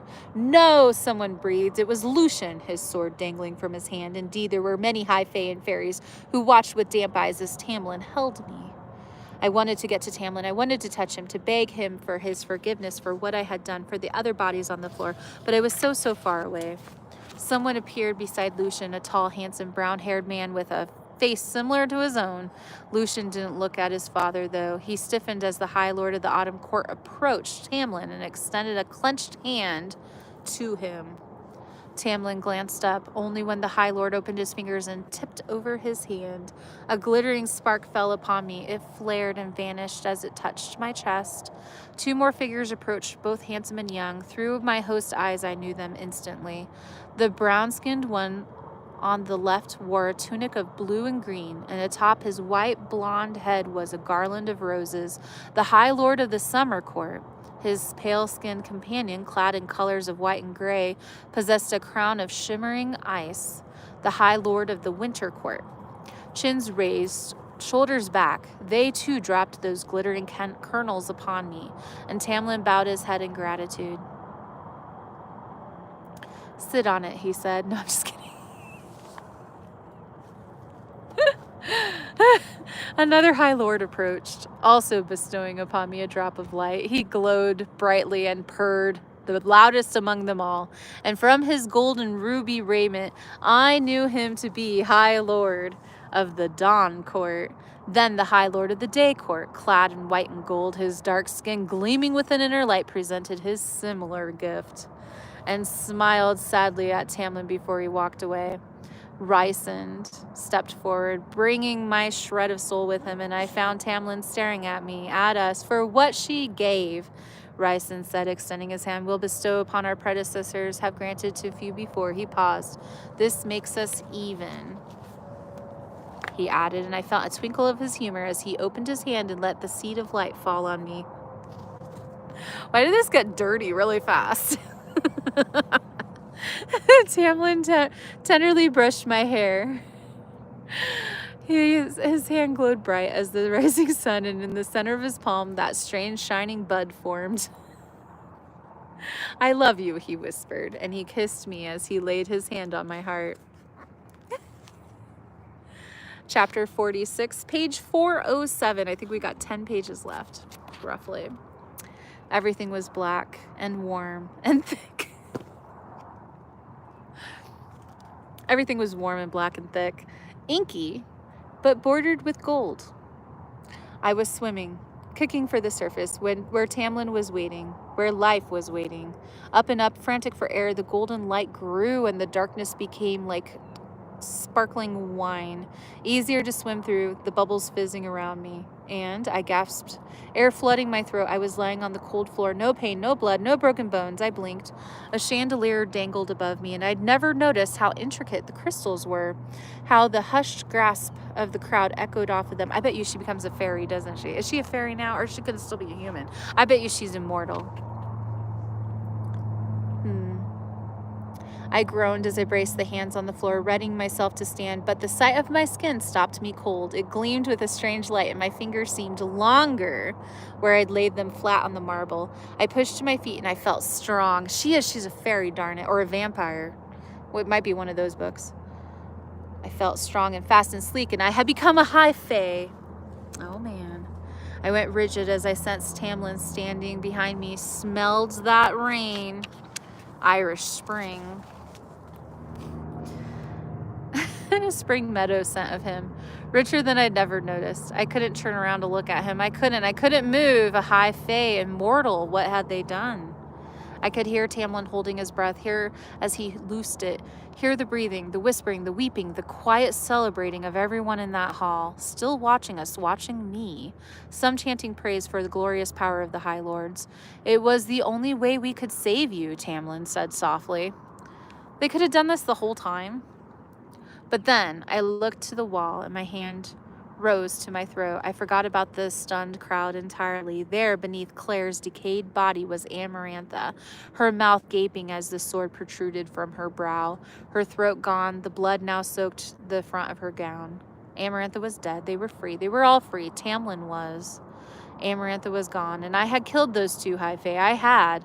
I shook my head. Are you? My voice sounded too loud in my ears as I pushed back against the wall of the black of the threatened. As I pushed back against the wall of black that threatened to swallow me, Amarantha was gone. See for yourself, he said. I kept my eyes on the ground as I turned. There, on the red marble, lay a golden mask staring at me with its hollow eyes. Feyre, Tamlin said. He cupped my chin between his fingers, gently lifting my face. I saw that familiar chin first, then the mouth, and then he was exactly how I dreamed he would be. He smiled at me, his entire face alight with the quiet joy I had come to love so dearly. He brushed my hair aside. I savored the feel of his fingers on my skin and raised my own to touch his face, to trace the contours of that high cheekbone and those lovely straight nose. Of course he would be beautiful and have a straight nose. I like a crooked nose personally. Have you guys ever seen Owen Wilson? There's just something about that nose that screams high fairy to me. What I had done to get to this moment, to be standing here, I shoved against the thought again. In a minute, in an hour, in a day, I would think about that and force myself to face it. I put a hand on Tamlin's heart and a steady beat echoed into my bones. We're on page 409. I sat on the edge of my bed, and while I'd thought being an immortal meant a higher pain threshold and faster healing, I winced a good deal as Tamlin inspected my few remaining wounds and then healed them for me. We scarcely had a moment alone together in the hours that followed Amarantha's death, that followed what I had done to those two fairies. But now in this quiet room, I couldn't look away from the truth that sounded in my head with each breath. I had unalived them. I slaughtered them. I hadn't even seen their bodies being taken away. For it had been chaos in the throne room in the moments that after I'd awakened. The adder and the nastier fairies had disappeared instantly, along with Lucian's brothers, which was a clever move, as Lucian wasn't the only fairy with a score to settle. No sign of Ryson either. Some fairies had fled, while others had burst into celebration, and others just stood or paced, eyes distant, faces pale, as if they too didn't quite feel like this was real. One by one, crowding him, weeping and laughing with joy, the high fae and fairies of the spring court knelt or embraced or kissed Tamlin, thanking him, thanking me. I kept far back that I would only nod, because I had no words to offer them in exchange for the gratitude of the fairies I had butchered to save them. Then there had been meetings in the frenzied throne room, quick, tense meetings with the high lords Tamlin was allied with to sort what the next steps were. Then with Lucian and some spring high court fae who introduced themselves as Tamlin's sentries, but every word, every breath was too loud, every smell too strong, the light too bright. Keeping still throughout it all was easier than moving, than adjusting to the strange, strong body that was now mine. I couldn't even touch my hair without the slight difference in the fingers jarring me. On and on until every new heightened sense was chafing and raw, and Tamlin at last noticed my dull eyes, my silence, and took my arm. He escorted me through the labyrinth of tunnels and hallways until we found a quiet bedroom in a distant wing of the court. Feyre, Tamlin said now, looking up, inspecting my bare leg. I had been so accustomed to his mask that the handsome face surprised me each time I looked at it. This was what I had murdered those fairies for. Their deaths had not been in vain, not yet. The blood on me had been gone when I'd awoken, as if becoming an immortal, as if surviving somehow earned me the right to wash their blood off of me. What is it? I said, my voice quiet, hollow. I should try to sound more cheerful for him, for what had just happened. But, ... he gave me a half smile. He had been human. Had he been human, he might have been in his late 20s. But he wasn't human, and neither was I. I wasn't certain whether that was a happy thought or not. It was one of my smallest concerns. I should be begging for his forgiveness, begging the families and friends of those fairies for their forgiveness. I should be on my knees, weeping with shame at all I had done. Feyre, he said again, lowering my leg to stand between his knees, and he caressed my cheek with a knuckle. How can I ever repay you? You don't need to, I said. Let that be that. Let the dark, dank cell fade away and Amarantha's face fade away forever. Even if those two dead fairies, even if their faces would never fade for me, if I could ever bring myself to paint again, I would never be able to stop seeing those faces instead of the colors and the light. You don't deserve it, girl. I know. The whole thing is weird, right? Like, I don't know how I feel about their love. Do you? Like, it's kind of a Beauty and Beast meets it's kind of like every fairy tale ever, right? Because sometimes it gives one thing and then another, and it's like, I don't know. There's too much Twilight in here, too much Beauty and the Beast, too much, I don't know. Get it, girl. You don't like Tamlin. I don't think I like Tamlin either. Who does he remind me of? I don't know. Okay.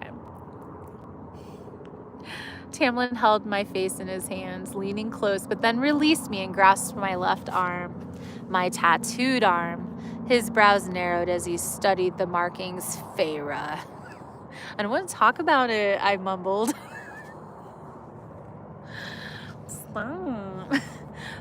It's just a tattoo, Tamlin. The bargain I had made with Ryson, another small concern compared to the stain on my soul, the pit inside of my soul. But I didn't doubt that I would see Ryson again soon. Tamlin's fingers traced the marks of my tattoo. We'll find a way out of this, he murmured. And his hands traveled up my arm to rest on the shoulder. He opened his mouth and I knew what he would say, the subject he would try to broach.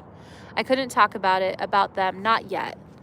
So I breathed later and hooked my feet around his legs, drawing him closer. I placed my hands on his chest, feeling the heart beating beneath. I needed this right now. It wouldn't wash away what I had done, but I needed him near. Needed to smell and taste him. Remind myself that he was real, that this was real. The Riz. Later, he echoed and leaned down to kiss me. It was soft, tentative, nothing like the wild, hard kisses we had shared in the throne room. He brushed his lips against mine. I didn't want apologies. I didn't want sympathy or coddling. I gripped the front of his tunic and tugged him closer as I opened my mouth to him. Just kidding. He let out a low growl, and the sound of it sent a wildfire blazing through me, pooling and burning in my core. I let it burn through the hole in my chest, my soul. I let it raise through the wave of black that was starting to press around me. Let it consume the phantom blood I would still feel on my hands. I gave myself to that fire, to him, as his hands roved across me, unbuttoning as we went. I pulled back, breaking the kiss to look at his face. His eyes were bright and hungry. Sheesh, said Jessica. But his hands had stopped their exploring. Why are they always exploring, by the way? His hands had stopped their exploring and rested firmly on my hips. With a predator's stillness, he waited and watched as I traced the contours of his face, and I kissed every place I touched. Could you imagine going a moment like that? His ragged breathing was the only sound, and his hands soon began roaming across the back and sides, caressing and teasing and bearing. When my traveling fingers touched... Okay, we're going to skip this part. Okay, things progressed. We're on page 412. She let herself burn. I was pulled from sleep by something tugging at the middle, a thread deep inside. Wait, what? Is it that time of the month? What are we talking about? I was pulled from sleep by something tugging at my middle, a thread deep inside. I left Tamlin. Jackie! Pound Town. I left Tamlin sleeping in the bed, his body heaving with exhaustion. In a few hours, we would be leaving under the mountain and returning home, and I didn't want to wake him sooner than I had to. I prayed I would never get to sleep that peacefully again. I knew who summoned me. Terrence. No, I'm just kidding.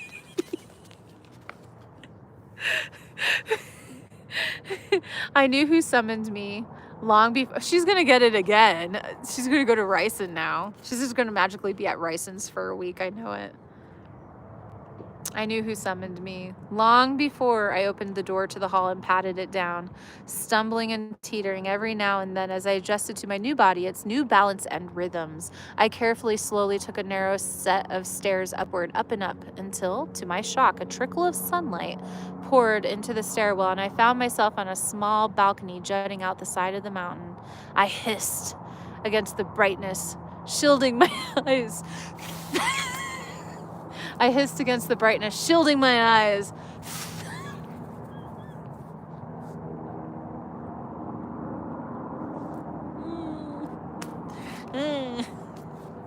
Anybody ever see Buffy the Vampire Slayer from the 90s? That one vampire, when he gets stabbed, he's like...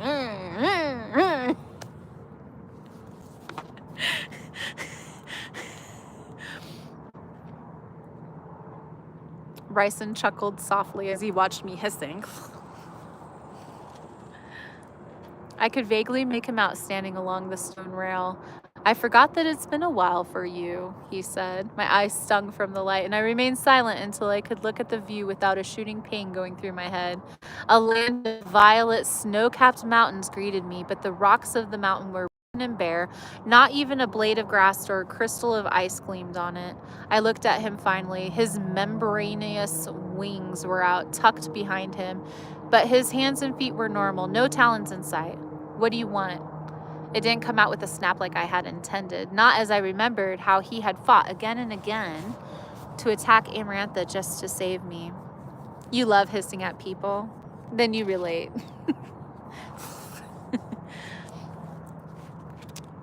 Just to say goodbye. A warm breeze ruffled his hair, brushing tendrils of darkness off his shoulders, before your beloved whisks you away forever. Not forever, I said, wiggling my tattooed fingers for him to see. Don't you get a week every month? Those words, thankfully, came out frosty. Rice smiled slightly, his wings rustling and then settling. How could I forget? Clover, we're gonna go in a minute. She's watching those, oh, that's adorable. She's watching those people carry firewood to their camp spot. I stared at the nose I had seen bleeding only hours before, the violet eyes that had been so filled with pain. Why? I asked. He knew what I meant and shrugged, because when the legends get written, I didn't want to be remembered for standing on the sidelines. I want my future offspring to know that I was there and I fought against her at the end, even if I couldn't do anything useful. I blinked, this time not at the brightness of the sun. Because, he went on, his eyes locked with mine, I didn't want you to fight alone or die alone. And for a moment, I remembered that fairy who had died in our foyer and how I had told Tamlin the same thing. Thank you, I said, my throat tight. Rice flashed a grin that I didn't quite reach his eyes. I doubt you'll be saying that when I take you to the night court. I didn't bother to reply as I turned toward the view. The mountains went on, gleaming and shadowed and vast under the open, clear sky, but nothing in me stirred. Nothing cataloged the light and colors. A soft laugh. Are you going to fly home? I said, a soft laugh. Unfortunately, it would take longer than I can afford. Another day, I'll taste the skies again. He can fly? I guess that makes sense. He's a fairy, right? Fairies fly? Yeah. He's got wings. Are you going to fly home? I can't afford it. Wait, is he buying a plane ticket? Unfortunately, it would take longer than I can afford. No, it just takes a long time to fly. He's going to take a carriage, right? I glanced at the wings tucked into his powerful body, and my voice was hoarse as I spoke. You never told me you loved the wings or the flying. What? What are we talking about? I'm confused. Oh, we got a dog. Hold on.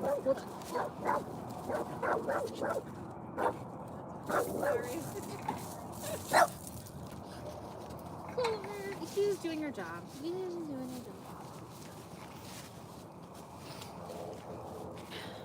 You're gonna send me a pair of wings to my P.O. box? Thank you. I don't have a P.O. box, but maybe one day. Save those wings for another day. All right. I'm confused about this conversation they're having. You never told me you loved the wings or the flying. No, he'd made his shape-shifting scene base, useless, boring. He shrugged. Everything I love has always had a tendency to be taken from me. I tell very few people about the wings or the flying. Some color had already come into that moon-white face, and I wondered whether he might be tan before Amarantha, might have been tan before Amarantha had kept him below ground for so long. A high lord who loved to fly. It's kind of a turn-off, actually. I don't know. Is that weird? I'm not into the fly. I mean, I don't know. That makes him a little less hot to me. Trapped under a mountain, shadows not of his own making still haunted those violet eyes. I wondered if they would ever fade. Like, I imagine like these old 90s special effects with the wings, and they're like flapping and he's like flying around, but his like body is still standing up and he's got talons, but he's still like in a suit. Like, I imagine him wearing like a really like tight suit, like a man suit, and he's got these wings and he's flapping around. It's just not hot. I don't know. Yeah, it's like kind of a bit of an ick, right? Yeah, I haven't got an ick yet from Ryson. Surprise! Oh, I have the ick by Tamlin, but I don't know about Ryson. How does it feel to be high fae? He asked, a quiet, curious question. I looked out towards the mountain again, considering, and maybe it was because there would be no one else to hear it. Maybe because the shadows in his eyes would also be in a. Because the shadows in his eyes would also forever be in mine. But I said, I'm an immortal who has been mortal. This body, I looked down at my hands, so clean and shining, a mockery of what I'd done. This body is different, but this, I put my hand on my chest, my heart, this will still be human. Maybe it always will be, but it would have been easier to live with it. Clover, wait, you need to go out this way if you're gonna go that way. Come on. You come this way. There you go. There you go. There you go. There you go. You got a whole roam over that way. She got tangled. He shapeshifts into a hawk. I know, but I imagine him in a business suit flying away. I guess you're right. He likes being a hawk. You're correct. Easier to live with it. Easier to live with what I had done if my heart had changed too. Oh, okay. So she still has her human heart. Maybe I wouldn't care so much. Maybe I could convince myself their deaths weren't in vain. Maybe immortality will take that away. I can't tell whether I want it to. Ryson stared at me. Oh, she's peeing. Don't pay attention to her.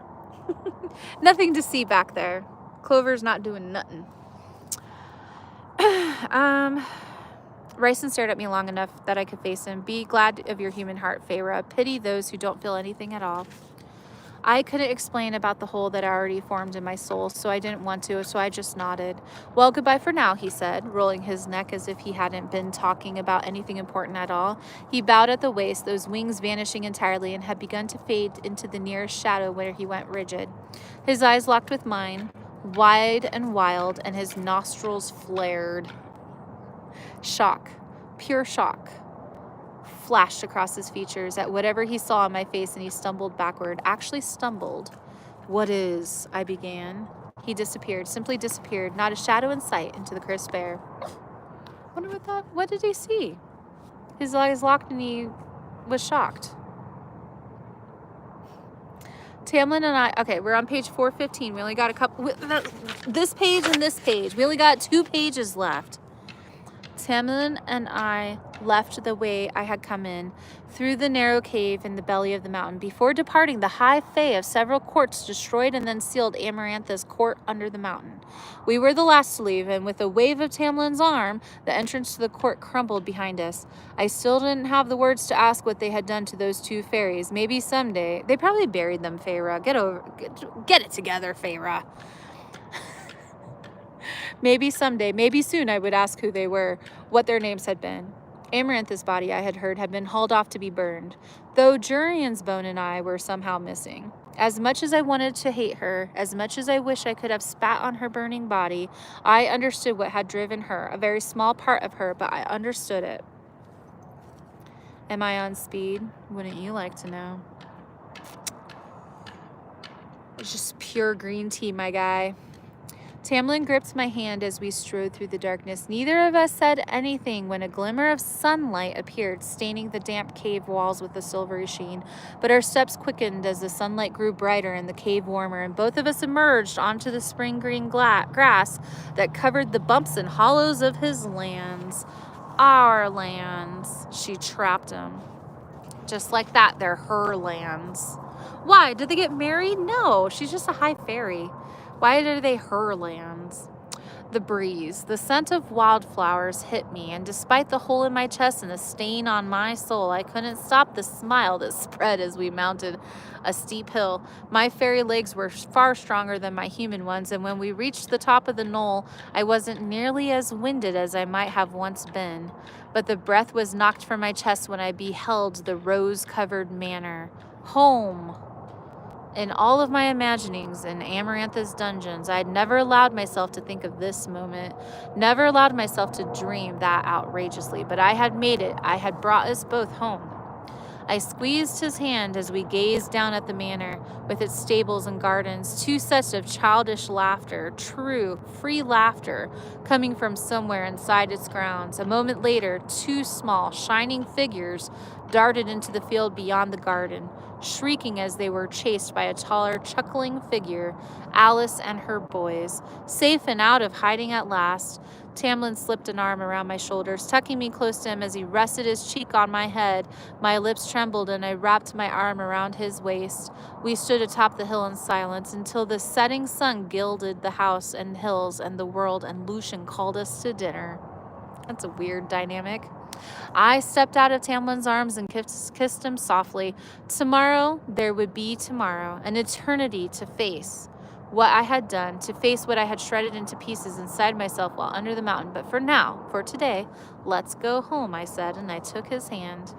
And that's that. That's page 416. All you got left is acknowledgments. Just a bunch of thank yous to her husband, Josh. All right. What do we think of this book? We have finished it. I thought I would do maybe like a big book review, but I don't know. I mean, you know, we just finished it. I don't know. I don't know if I have a lot of thoughts. How are we doing? Thanks for enjoying the book. That was it. That was A Court of Thorns and Roses. Please say you'll read book 2. It's so much better. Campfires, gifting a membership. Let's go. you. Thank you, Campfire. Sherwin Martin got that one. Thank you, Campfires. That was so much fun. Thank you so much. It was fun to read. You did an outstanding job. Thank you, Aaron. Great job. Thanks. Thanks, Diamond. Thanks, you guys. Yeah, that was fun. I'm glad that we finished the book. This was a long time coming. New Leaf. Congratulations on completing your first book club. $10. Holy moly. Thank you, New Leaf. Thank you for the super chat. Let's go. That was your 20th super on a live stream. You didn't have to send that. Thank you. When is the discussion live? I don't know. Are we going to do one? Should we bring people up in boxes on TikTok to discuss it? That's what I kind of imagined, but now I'm like, I don't know what I would talk about. How did he fall in love with her when his heart was stolen? Great. When his heart was stoned. Great job. Ooh. Loved it. Hope you read more. New Leaf Shining Star. Are you getting back on TikTok tonight? Yeah, I'm going to take Clover over to the dog park and let her run around, and then I'm going to go live on TikTok in a few minutes. Good job. New Leaf MVP. It was great. Do we want to have boxes on TikTok and talk about the book? I don't know. I mean, I guess maybe we could bring people up in boxes to talk about the book, but maybe we could. Yeah, I mean, we can't do that on YouTube. We'd have to do it on TikTok. It was great. Yeah. Maybe I'll schedule a talk. Aaron with the $5 super chat. Thank you, Aaron. That was so nice of you. You didn't have to send that. Let's go. That's all up to you. Yeah, maybe I'll set up something in the Discord later to talk about when we're going to talk about the book. Hi guys. Maybe it'll just be like a short book discussion, whoever wants to come up and talk about it. We have quite a few people who got the book and read along, so I think that's fair. We can just maybe do a live stream on TikTok. I'll let people know in advance when it's going to be. That's cool. You're a great narrator. What's part 2 of this book? I think the second book is a court of mist and fury. A court of mist and fury. I believe the second book is A Court of Mist and Fury, probably. I think there's 5 books or something like that. There's a number of books. Okay. So it's A Court of Thorns and Roses, A Court of Mist and Fury, A Court of Wings and Ruin, A Court of Frost and Starlight, and A Court of Silver Flames. I don't think I'll read another big book. Like this took 20 live streams. I think I'll read short stories randomly. It got so good. Now you want to know what happens next. It was fun. It really picked up. Yeah, those last couple chapters, that last bit, that's how I like to read action. So I struggle sometimes with all the fluff. If you guys haven't noticed, I'm like, what am I reading? Sometimes I'm like, what's going on? There's nothing happening. Like, what happened in this chapter? Nothing happened. Yeah, it was fun. You like the short story idea, yeah. Are you going to do book 2, or do I need to buy them? No, I'm not going to do book 2. I mean, I might. No, I probably won't read the second book. I liked it. I liked the story, but I struggled maybe to read such a big book. Arletta with the $2 super chat. Let's go. Thank you so much.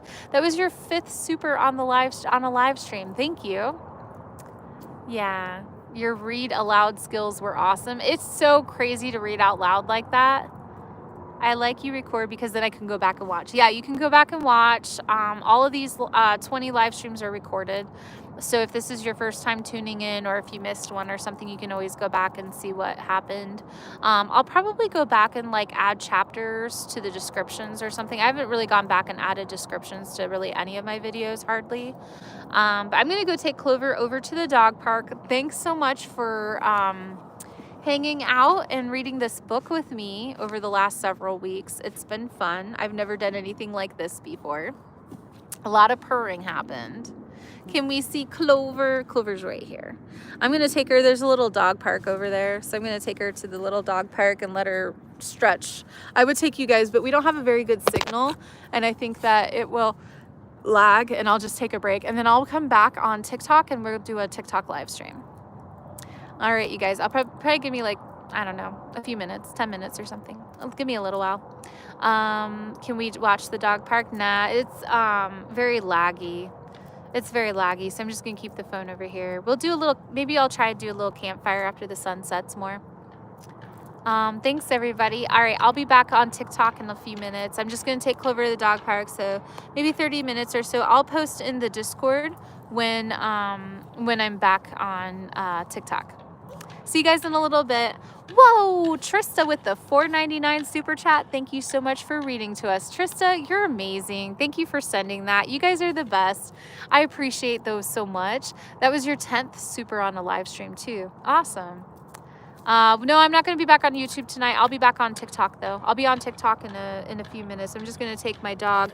I'm going to take Clover over to stretch her legs. She's been so patient, hasn't she? We've been live for 149 minutes. She's been a very good dog. Yeah, but yeah, we're going to try and do a campfire. I've got some wood that we're going to try to burn. Have a good night, you guys. Oh, Catherine, you're Gwen. Okay, good. All right, I will see you guys later. Give me a few minutes. Have a great night if I don't see you guys over on TikTok. Thanks again for the book read.